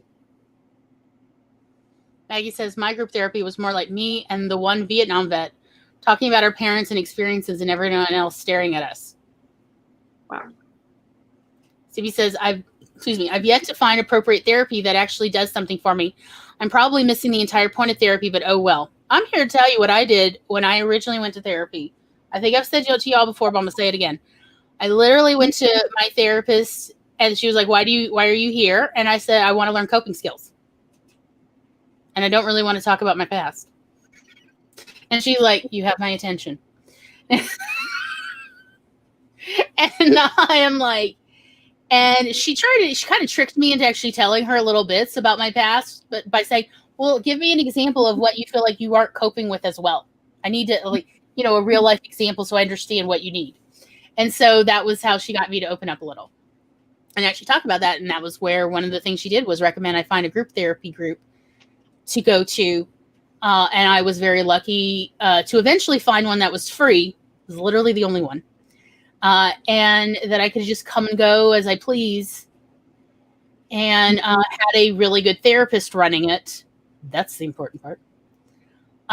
Because essentially the therapist was the one who moderated our group therapy because people who've been abused say abusive things. Mm-hmm. And there she was to always go, nope. That is not a cool thing to even be thinking about yourself, let alone anyone else. That is an abusive thing. Let's talk about how this could be, like she was essentially like, we always called her like our lifeguard, but like a real lifeguard to help us break some of these internalized abusive thoughts. And I really don't see Bucky having that. And that is genuinely concerning to me. And the fact that nobody's even talking about that, like it's an option. Talk about a true dark dystopian world this MCU is. And they know about it because they already used it as a story point. Right. It's very cringy. Yes, CB, it's really hard sometimes to find quality therapists. Tom can tell you about that one. No, I've had that same struggle. Yeah. And also, people don't tell you this, but there's a big difference between counselors and therapists. Oh, yeah. I do not recommend anybody see social workers as therapists. I've had a couple social workers foisted on me as therapists. They are genuinely terrible at it. But, like, people like this, I had to figure this out on my own. Counselors do not have the same degrees in education as therapists. They, like, for example, counselors cannot handle any sort of trauma. They are not trained to handle that. Mm-hmm. They are literally, I think counselors are better if you just need to vent. Yes. If you don't have a friend to vent to, a counselor is really good for that, and them to go and just give you some solid advice. Sure. Therapists are what I think most people are talking about when they talk about counselors. My first therapist was a psychologist with PhD, Mm-hmm. as was my second one. Eventually got her PhD, but she had her master's and was an official, licensed therapist. Right. And she did eventually get her PhD as her doctorate as well. But yeah, everyone else who was terrible in the therapy in my life, all of them had bachelor's degrees. A few of them had masters in social work. And I was like, even I know what you are saying is not a good and healthy boundary to talk about. Like, right. I did report a couple of them because I'm like, they're giving me really dangerous advice. Yeah. I'm sorry, Maggie. That is a really rough place to be. Yeah. Yep. No, the counselor, for example, as a teen, I went to, and I was dealing with some pretty hefty trauma. I was trying to talk and ask for advice on certain things, and instead she was like, let's do arts and crafts. Like, she wanted me to make a collage. Oh, yeah, I had a social worker wanted to do that, and I was like, okay. But even for me as like a teen, I was like, okay, I get like art as a way to process things, but you're not. This isn't dealing with anything. You're saying, let's make a collage about things that make you happy. Like, that, I can do that at home. Like, that doesn't help me. Like, and that's how we used our time. Like, for weeks. Wow. I literally had, a social worker who did that too. Yeah. So I stopped coming because, like, why would I want to make a collage as a spectator sport for someone else? It's weird for them to watch me cut magazines and paste them to poster board when I could do that at home or do it with friends, which I do recommend, actually. Do it with friends, but not as therapy, like in-session therapy, I mean. Yes, exactly. Like, she didn't want me to take it home. And to me, that's almost scammy because... Yes! Like, here, look, I've done good therapy. Look at, they've made this stuff. Like, versus like, lady, I'm not making trophies for you. It's also, let's only use the time that we have where I'm getting paid by the hour. Right. For me to stare at you and do nothing. Mm-hmm. So, anyways, yes, go to therapists, folks, and don't. Yeah. Just vent. Yeah. Yeah, I would recommend actual psychologist, licensed, check their background first, which is what I did do. I mean, granted, you can only deal with what you have resources for. I was very lucky. I was in late teens, and locally there was a clinic with a sliding scale. And I still had to sacrifice quite a bit because it was so expensive for me at the time. Financially, I was barely not living in a car. But that I certainly wasn't about to pay for somebody who's, doesn't have the qualifications. And she was still getting further training. So we did do, what is it? Rapid eye, whatever the... Oh, I think I know what you're talking about. EMDR, maybe? I think it is called that. And she had gone to get initial training, and she's like, I can only do what I've been trained for, but we can try it out. And it really did actually help with some real spiraling trauma I was dealing with. Like, I was having a hard time coping, and it did help with that. But again, she had just come from 3 weeks of training. Mm-hmm. And was about to go back for more. So this was, it was an intensive training for her. So it's really hard find somebody highly qualified and then who you get along with, because it's also about getting along with someone. Yep. Yeah. I'd say one of the things I was just thinking about and realizing that the comic movies are at this point sort of tragically behind even the military. Because like the American military has realized, like, if you want to keep your personnel going, you need to know how to keep their brains functioning highly, correctly, happily.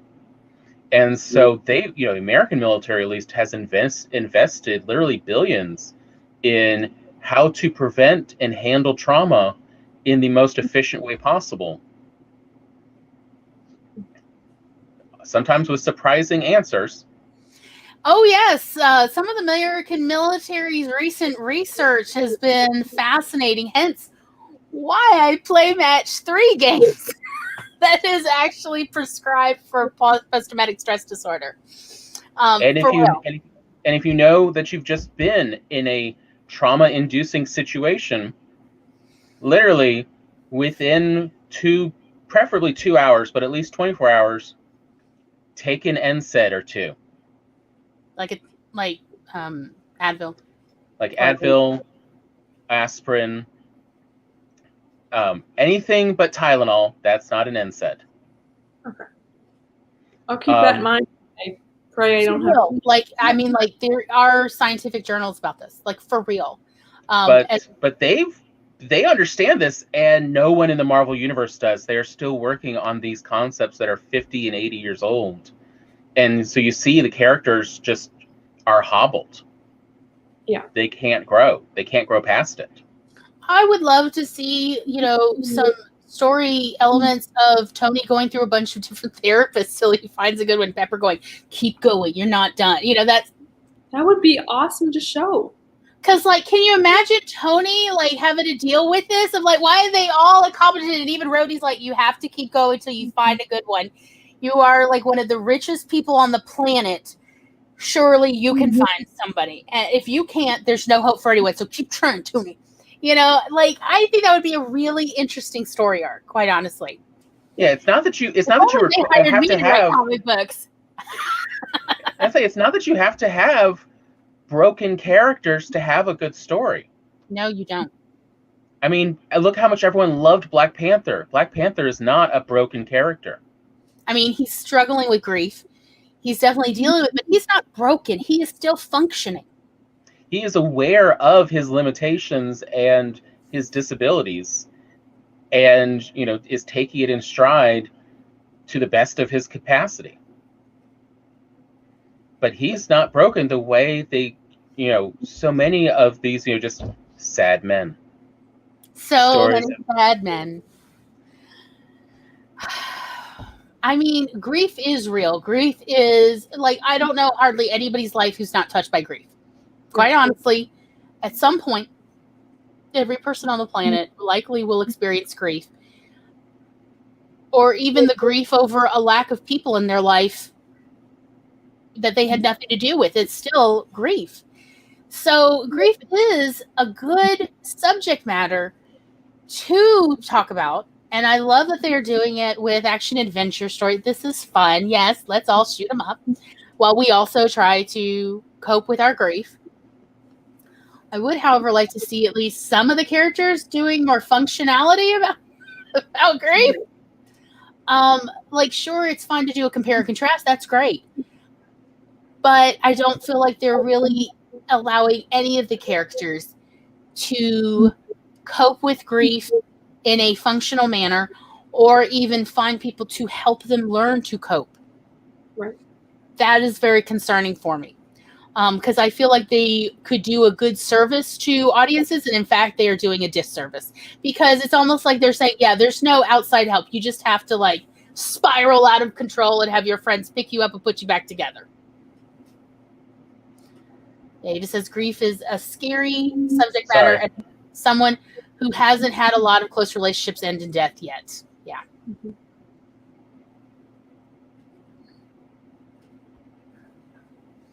So he says, I got turned down for grief therapy because I wasn't disabled enough to benefit from that. What the heck is that? I don't know. What the heck is that? But I mean, this is also why we want to talk about all these stories in different ways, is you see where the old tropes and just relying on the old stories just keep things the status quo or make them worse than they need to be. If, all the media you're putting out says that there is no change, there is only worse, you're not helping the people enjoying your creative output. It's sort of a responsibility for any creative person to understand the subject and what do we currently know? How, what are ways to deal with it? Instead of, the old hack now of the, no horror story works because if you have a cell phone, how can you have a thriller? So the first thing at the beginning of every thriller is, all the cell phones suddenly don't work. I think that is so, again, I'm just going to say, like, it's kind of, I don't want to use the word cheap, but it's like, it's not creative. Like, let me tell you, I've experienced plenty of horror in my real life, and I had phones with me. Other people had phones with them, and still we were terrorized. Like, it is entirely possible to have cell phone service and still have horrifying situations. And a lack of investigating how to do that is just, it's lazy. And the worst way. Stop making lazy a bad word. I feel like, because what they're trying to do with cutting off the cell phone lines is to create isolation. But I feel like the most horrific type of isolation is when, for example, if they had a scenario where they're being chased by a serial killer or a monster or something, and they do call 911, and the operator doesn't believe them and laughs at them. Mm-hmm. Because maybe like the woman who was calling with pranking earlier. So you mean like, or that in Britain recently, the that woman that was killed by a cop that she had reported 5 times for stalking her? Mm-hmm. Everhart? Was it Sarah Everhart? Yeah. Because operators laughing at things and being nasty actually happens way more than it's talked about. So the only time I've ever called a 911 or spoken to a dispatcher, I had them not call the police. So I had to call a different line and speak to them and say, no, do not patch me through to dispatch. They've already said this is not a legitimate problem, but I have a legitimate problem. And then I had to like start dropping names for them to like, okay, I won't put you through dispatch. I'll send you directly to, the pit phone number. Mm-hmm. And that was like in this town. I did eventually get the dispatcher fired. The only experience I have had with a dispatcher has been horrific as well. Yeah.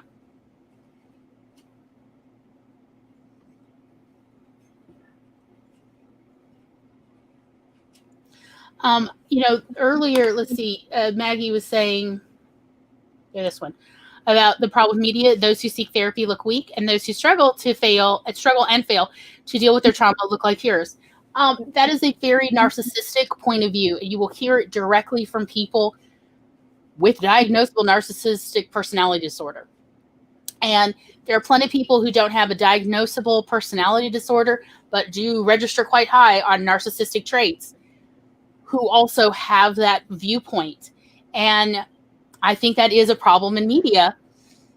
I think it does attract a lot of people on the dark, with lots of traits on the dark triad. And again, that is why we are trying to do this. Specifically, one of the big reasons why we are trying to do this is to encourage more writer-curious people to start writing stories in any form, to put them out there in the world for more people to read. So less of the negative, degenerative thinking, is out there. So that there they get drowned out with all the positive people who are trying very hard to have their characters be functional, if you will. Nia says, also, nothing is more terrifying than someone calling you than something bad happening and you can't help them. See, we need more horror stories like that. Yes. What if there was a horror story where the main character is on the other line, listening? Can you imagine how terrifying that would be? I would feel so impotent. I would feel just horrified of like, there's nothing I can do. Yep. What am I going to do? By the way, this is not the first time anybody's used that trope. There's actually a movie, I want to say, is it Anne Bancroft, the one who married Mel Brooks? She's in it from the 60s where she's a character. She plays a character. I think it's her. I'm not sure. But there's a character, it's a woman, who's taken a whole bottle of barbiturates, calls either 911 dispatch or a suicide helpline. And they stay on the line. They try to keep her awake and on the line, hoping that the police will get there in time. And it is like literally a 90-minute sort of like real life minute movie where you really are not sure how it will end. And it is truly a white knuckle kind of movie. I watched it once. My father let me watch it when I was a teenager, but only with him there because he was, concerned it would be triggering, because I had already been suicidal when I was 12. But he thought it was an important movie to see. He thought that the subjects talked about, because it's mostly just her on the phone with this other person for like 70 minutes, maybe more. I mean, but you're on the edge of your seat the whole time as she goes through and experiences all the effects of taking all these drugs. Wow. And the other person trying to talk her through and listening, but also keep her engaged enough as the effects of the pills take over. And he's like, also, I want to say it was a guy, but also like trying to get other, because it's late at night, so there's no one else in the room. He's trying some way to get other people, to help him. But this is the 60s, I think, or maybe the early 70s. So cell phones not widely available. They were real though. They did have them back then, but like no way he could get in the car himself and go out there to get her. And so it is possible to do it. In fact, it was like a big deal movie at the time. That's how Dad knew about it. So I do want to point out, like, that is, in fact, a trope. That is a character and story trope that was a very successful one. That has been since dropped, apparently. Well, they usually do one about every other decade. So, like, the most recent one I can think of, I mean, technically there's Host, which was done in 2020 with Zoom meeting. But there's another one I want to say from 2018, which I want to say it's like called like Friends or Friended, which is a bunch of teenagers in high school on, visiting each other on webcams, and someone starts killing them because, some secret they kept, a la, I Know What You Did Last Summer type. Mm-hmm. And, they keep dying. I think it does end up being a supernatural horror one, but I mean, mm-hmm. It is like every other decade. I think there was one in the 80s. It's not done very often because, people aren't pitching it. I don't know. There's a lot of different ways to use that trope in your own story for anyone who's interested. And as I said, like, just because someone's already done it before doesn't mean you shouldn't do it now. Again, readers, audiences really do enjoy derivative work because it's something they already are kind of familiar with, but they're looking for a new twist, a new experience. You could do it, honestly, a bunch of different ways. Let me point out, like just off the top of my head, when I lived in the Philippines, I was living with my stepmother. My father and my stepmother had just gotten married. And I was 18 years old. She was a longtime CB operator. Ham radio operator. And different times of day, she could get in different people from a lot of different places around the world.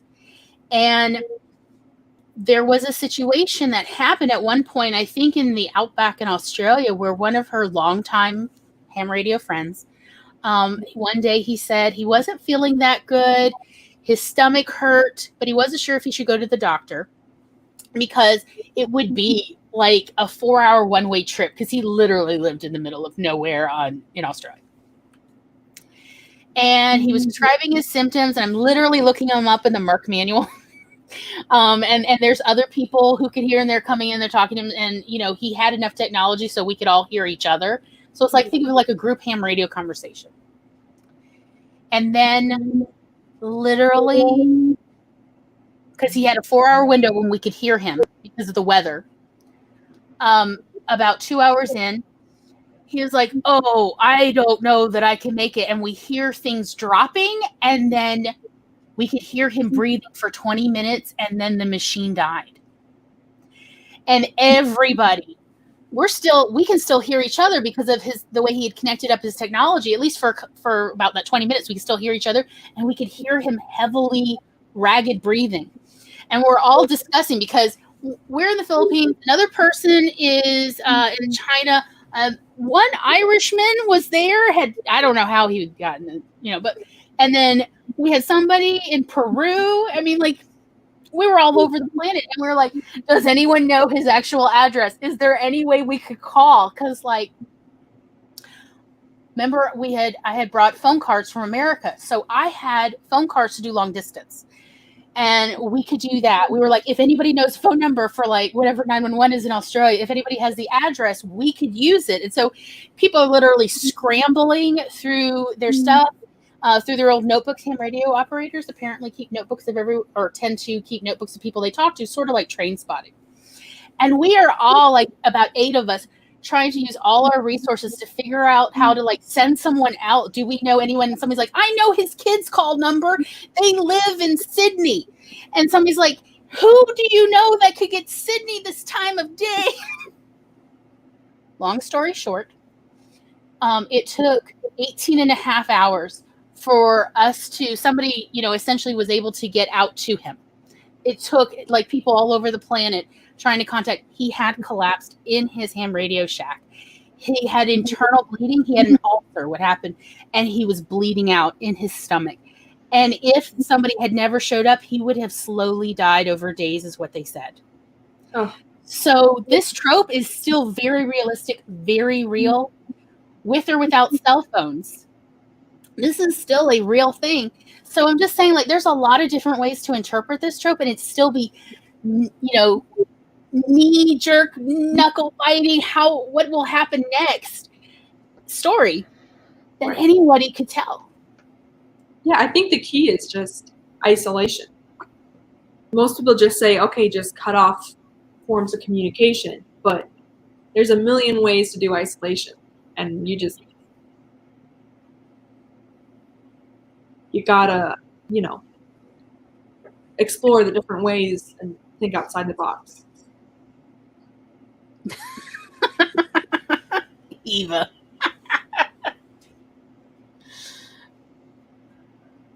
But that's the kind of story people enjoy hearing, because they also feel like they've learned life skills if this impossible situation ever happens to them. Mm-hmm. I mean, there's been plenty of situations like that where someone disappeared from an online community and people reached out of who knows anything about this person. Can we call?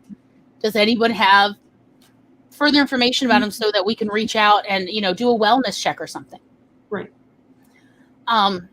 And that really shows how people operate. That is, like, part of, I think, what is our strength for humans.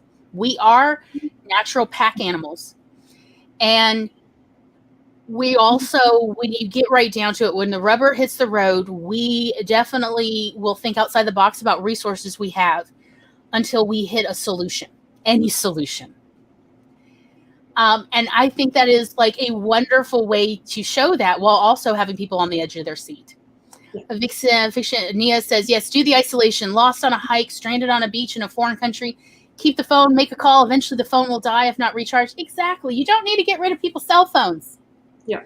The cell phone battery is a ticking clock, which is a fun trope to use.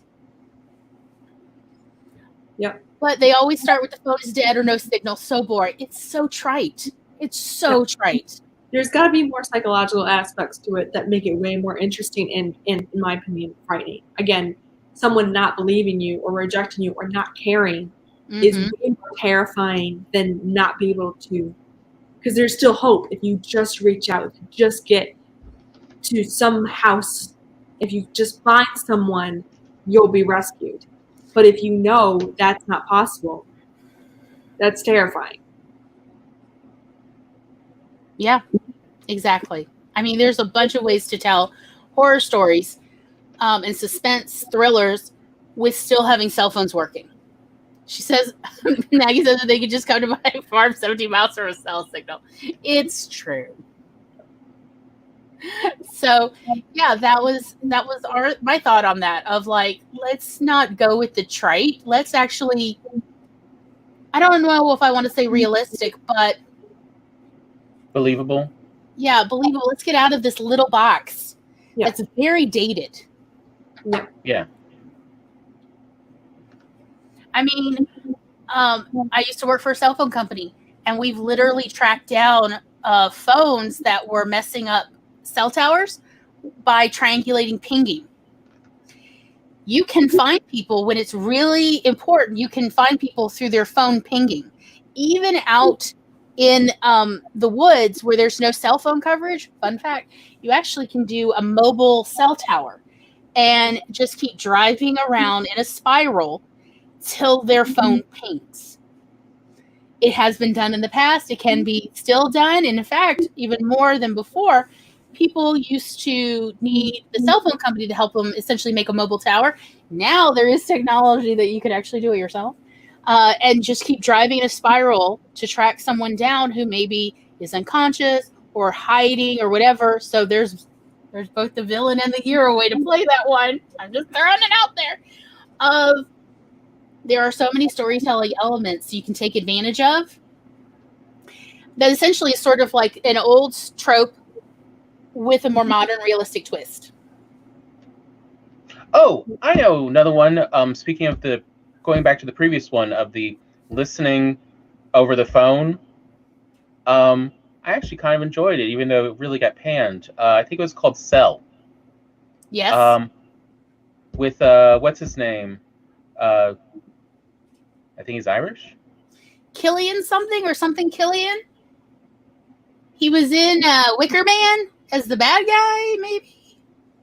But yeah, like I thought that was pretty good. Of like, because the person who's been kidnapped has a smashed cell phone, so it only works. They were able to make essentially a redial, and so they can only get it working as long as the battery lasts. So a lot of great elements in there.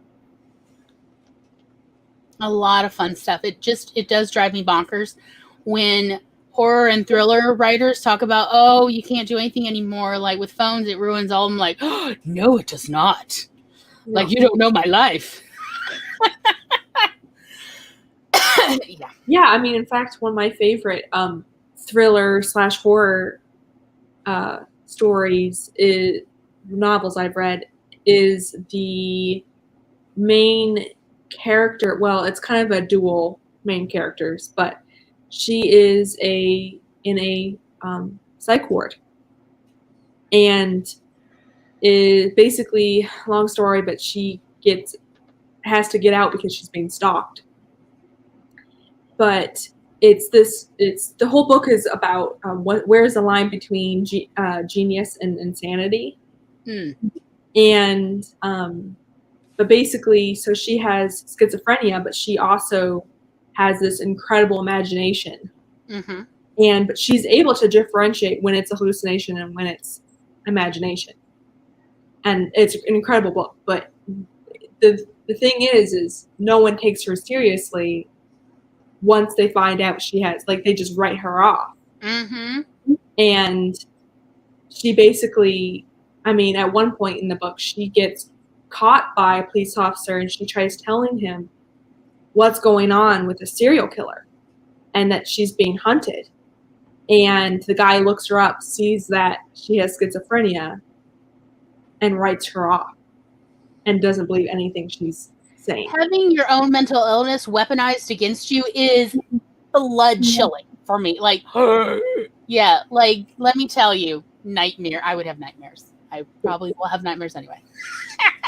This is like weaponizing someone's own mental struggles against them. Oh, Yes. Where are all the stories? We need more, because this definitely would have me just nail biting my way through this. Yes, that was an excellent book. That was The Bride Collector by Ted Dekker, by the way. Ted Dekker, really does sell it. Yeah, Ted Dekker was a very popular writer when I was at the library. Yes, yeah, I've read a lot of his books. But yeah, and it's funny. If that was made into a movie, I probably couldn't watch it.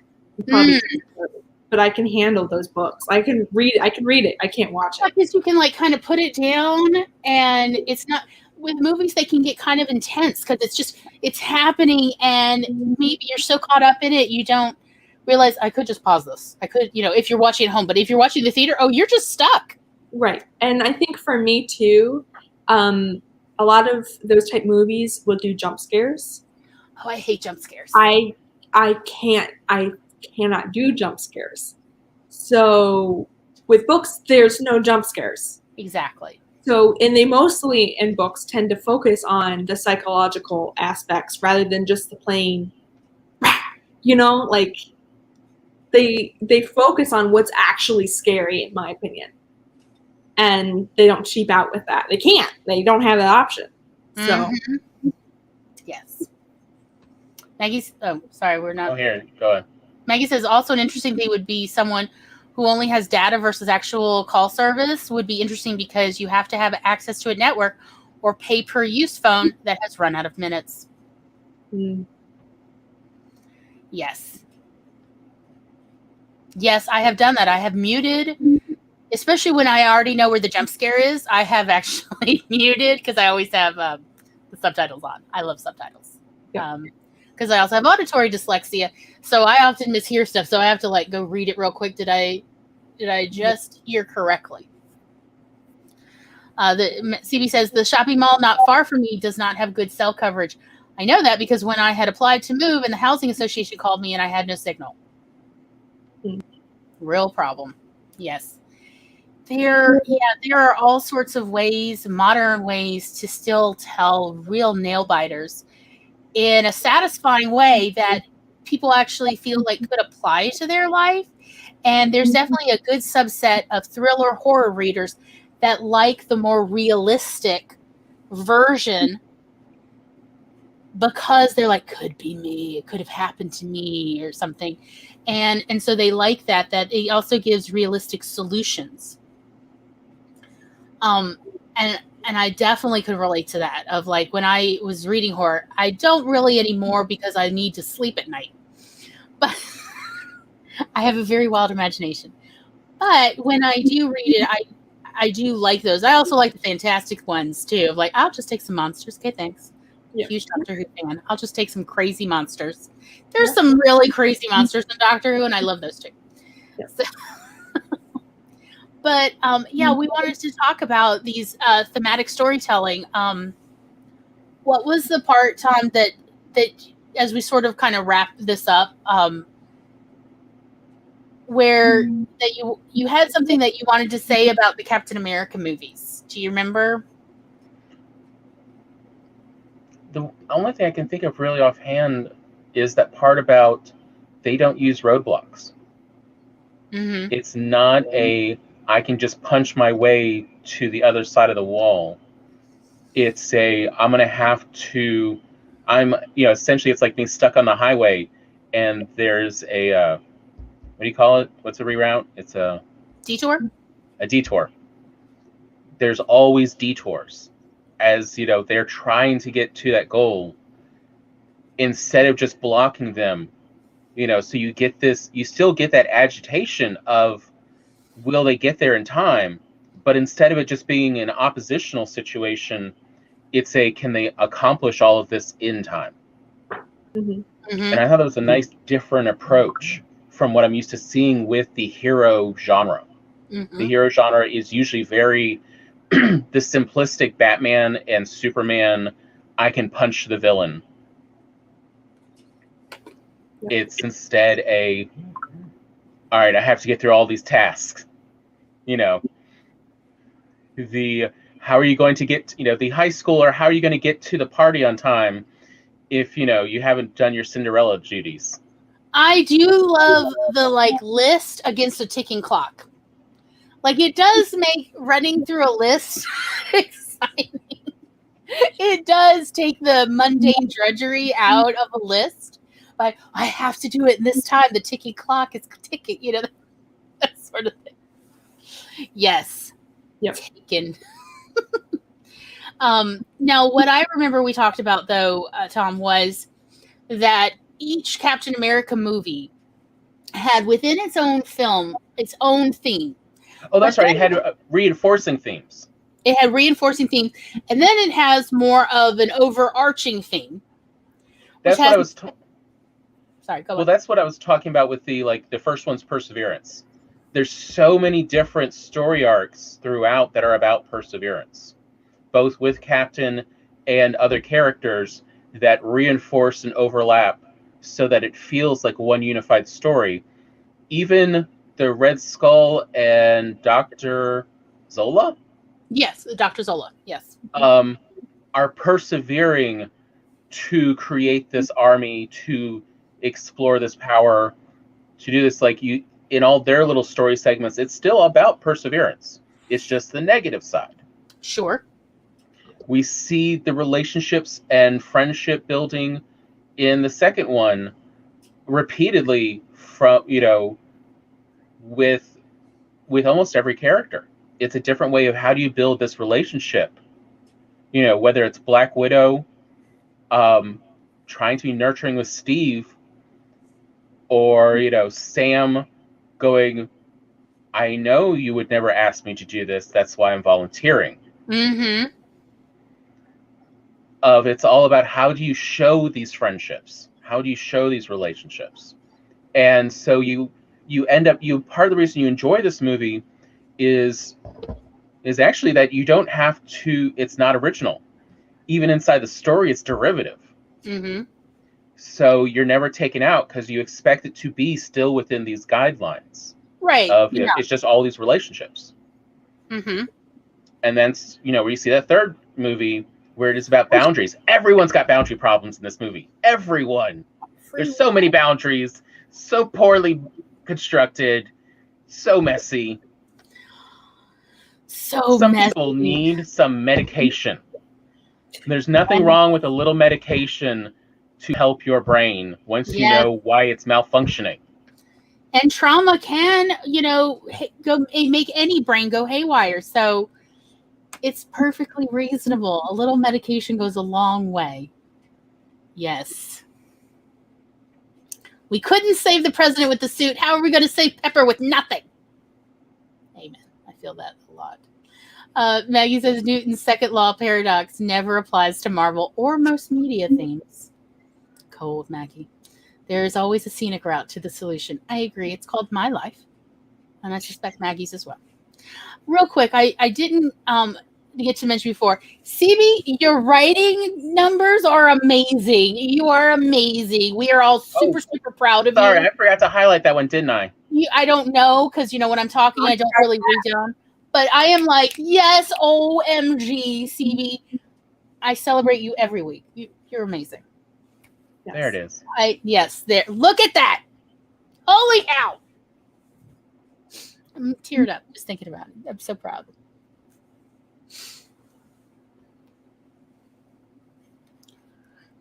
Yes, everyone has boundary problems. And because humans are messy. I'm messy. We're all messy. Real quick, though, if you want to see how to do that kind of trope or whatever, that storyline correctly. Oh, go on. In a functional way, in an action movie. Give it to me. It's one of your favorites. I'm ready. I'm here. Red 2. Red 2 takes all the stuff, our complaints, and does it correctly. I do like Red and Red 2. It's very, on the Myers-Briggs, especially the functionality, I am an ENTJ. And Red definitely celebrates the ENTJ personality. I can very much relate to how you get things done. secret government organization that the CIA doesn't entirely admit to. Yes. So I could definitely relate to it's getting this done as a job and then making the run to emotional safety. Absolutely. But I mean, if you want to see it doesn't always have to be like Marvel did it in Civil War. Red shows you can still have a very dramatic, high action, very fun and engrossing movie with, therapy. The people of Moldova will always owe him a great debt of gratitude. Watch that movie so much. Yes. I mean, sure, there are ways that I could, mention, that maybe I would change I would tweak Red and Red 2, but overall, it is a super fun ride. Both of them. Wait, who are the people in Red? Because I don't think it's Ralph Fiennes is in Red. Bruce Willis, Morgan Freeman's in the first one. What is it? The guy Helen Mirren. John Malkovich. Helen Mirren. What's her name? Was it Mary something? Mary. She's got a funny name. I can't remember her name offhand from R.I.P.D. Yeah, I like her in R.I.P.D. too. Even though R.I.P.D. is kind of problematic a little bit. And the first Red has Carl Urban. Oh God, he has a face for punching. Oh, I love a Carl Urban.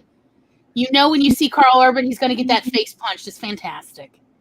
Whether it's Lord of the Rings or it's Red, that face is begging for a punch. It's fantastic. Or what is it, Hercules or Xena, where he was playing? I want to say Xena, but I don't know that I'm necessarily correct on that. But I mean, Red and Red 2 are great. Mm-hmm. Mary Lou Parker. That was the one I was trying to remember. That's it, yeah.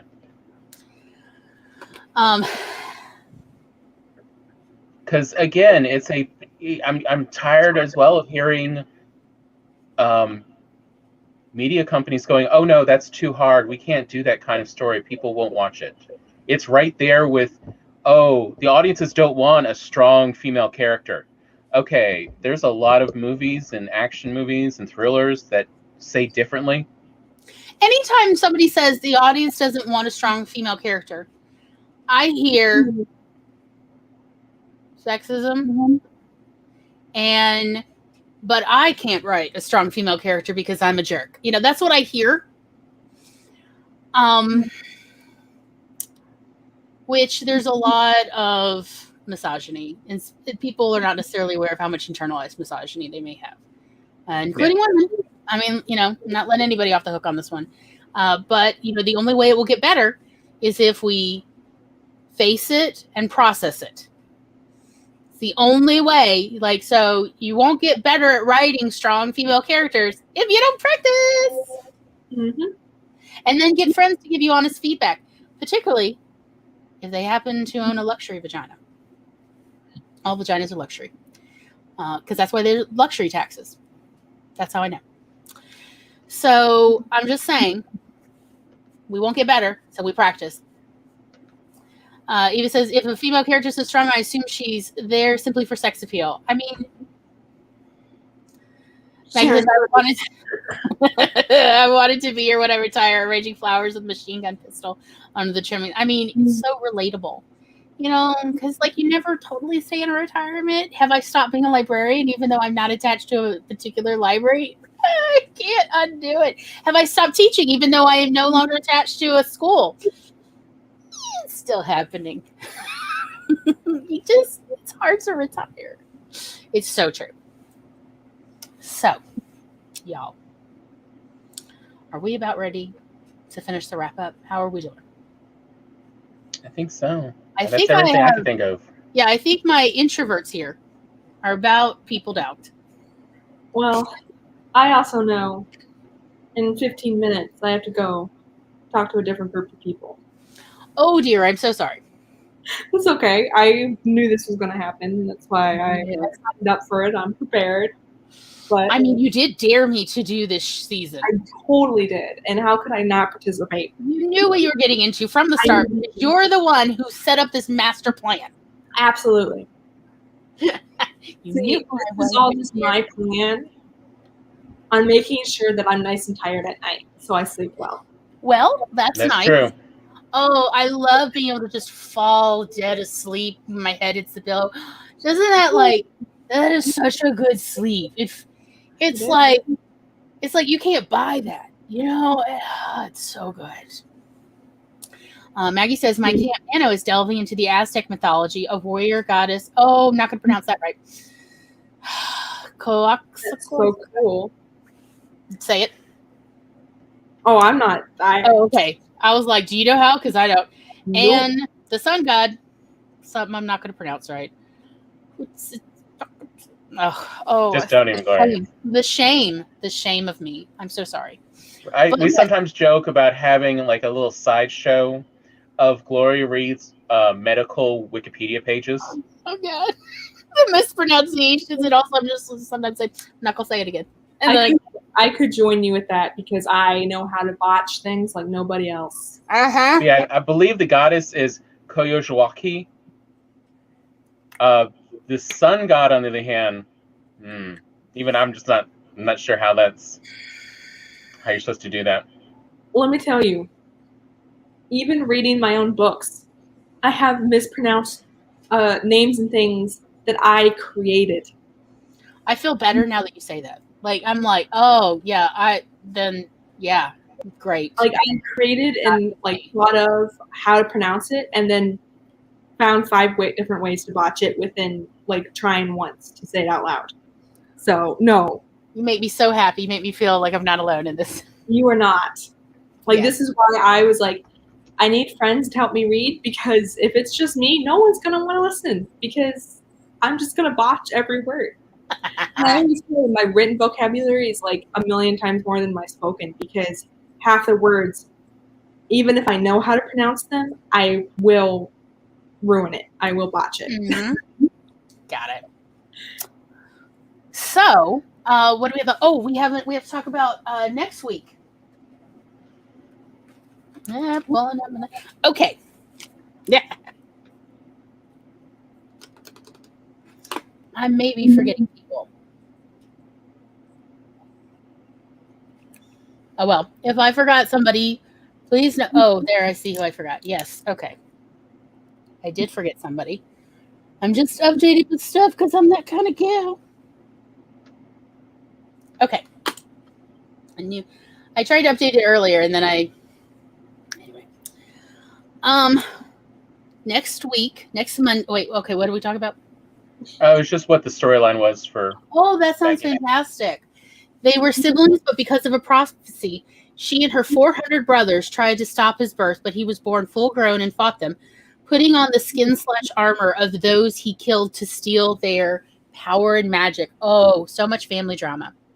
Which works out well because originally in the first book, the Sun Wolf reincarnated himself by stretching a new skin over his old soul. Ooh, deception. Maybe. Sounds a little bit. There's drama going on. I like it. Actually reminds me very slightly of a book series I enjoyed way back from Mercedes Lackey.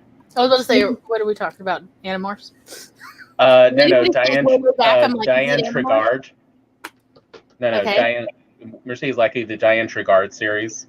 Okay. I can't remember if the first or second one actually deals with them. Those two. Nice. Okay, so next week, same bat time, same bat channel. We're going to talk about Black Panther, both Coming to America movies, and the movie Trading Places. Because that brings us to the start of our conversation about Afrofuturism and alternate universe uncolonized Africa, which honestly has been one of my favorite little story topics to talk about since Missy Elliott introduced me to it in her late 90s, early 2000s music videos of like, yes, I am here for this. So we're going to talk about that. So far, what I know is Zara Hoffman and Nia, Vixen of Fiction, will be joining us. Very exciting. And that's what we're doing next week. Hope everybody will come. It's going to be super fun. Also, why, yes, we will be talking about costumes because it's me. Have you met me? I love outfits. And I am in love with the work of, again, terrible names. Is it Ruth Good or Ruth Goodman? No, Ruth E. something, who is the costume designer for at least 3 out of the 4 movies I've talked about, for next week. Ruthie Carter. Maybe. Could be that. Do you know how bad I am with names? It's embarrassing. As long as you remember mine. Yeah. I have visual reminders. Let me be honest. That's mostly what I use. True story. So anyhow, that's what we're going to talk about next week. We hope everyone will come. It's going to be super fun, I think. And is there anything else? No, look at their faces. These poor people. I feel bad. So, Abby, you don't have to, but would you like to do an outro? It's totally optional for you. Goodbye. No, I'm just gonna put this here. All right. I'm just gonna put this here.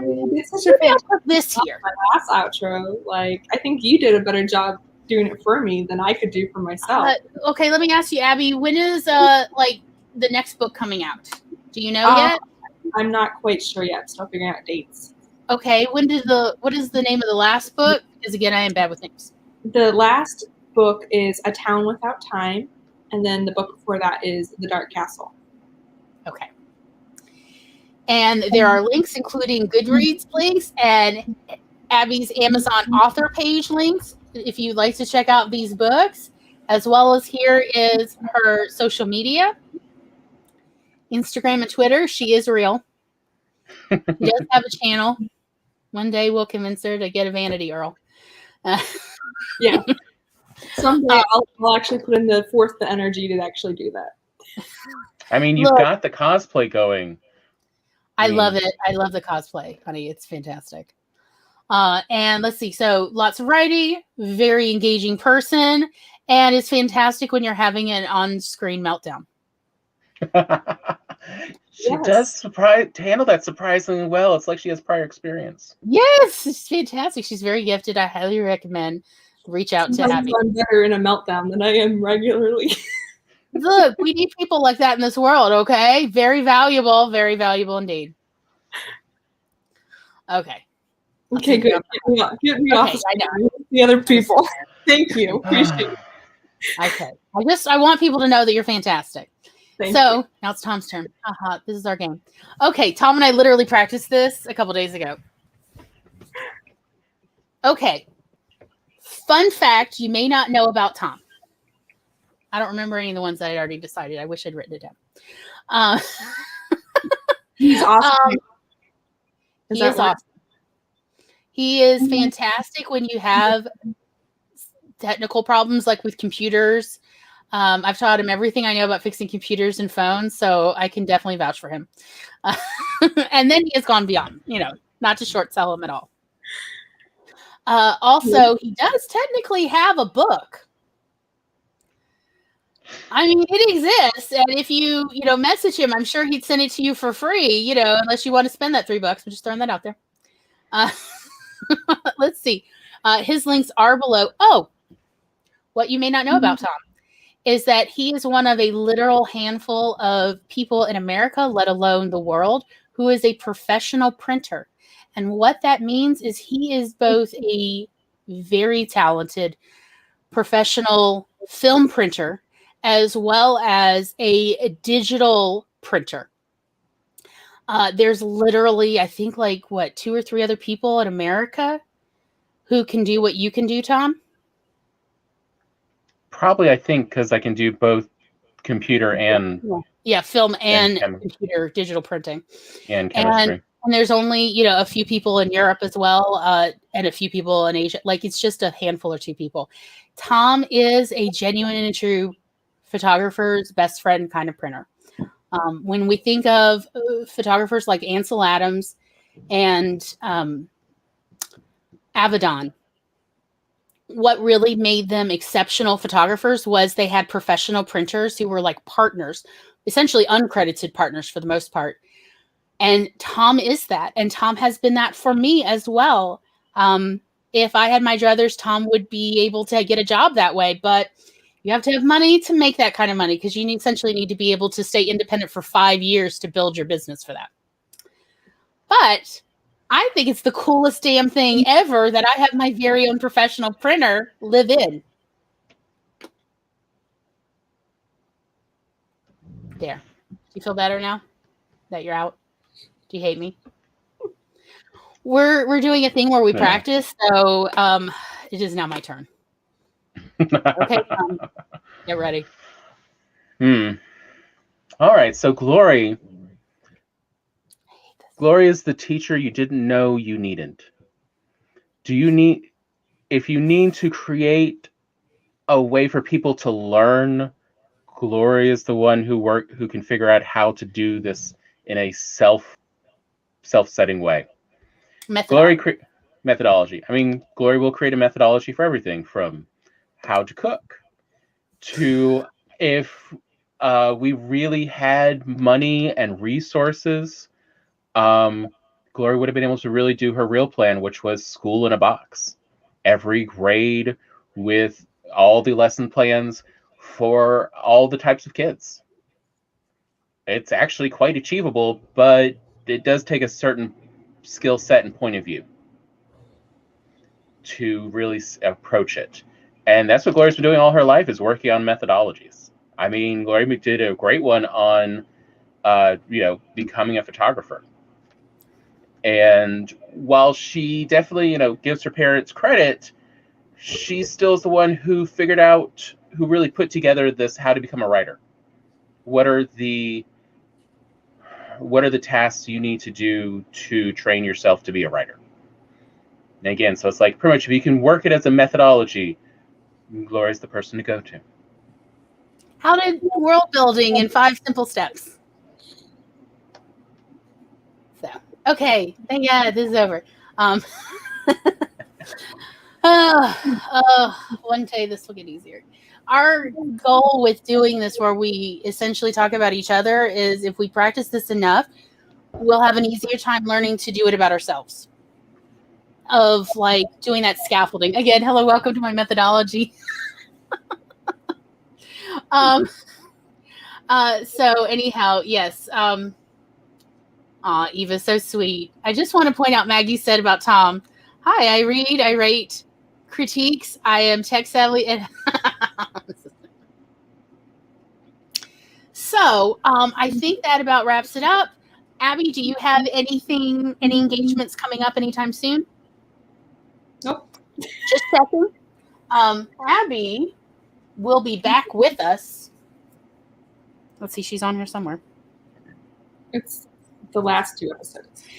Yes, May 24th and May 31st for Spider-Man and Avengers. Yep. It's going to be fun. It's going to be a lot of fun. Yep. So, yep. No, I didn't mean to interrupt. No, you're good. We're all so polite. All right. Okay. Let's finish up. So thank you so much for coming. We hope to see you again. And, if you're feeling froggy, please like and subscribe. We would love to have you back. Thank you and goodbye.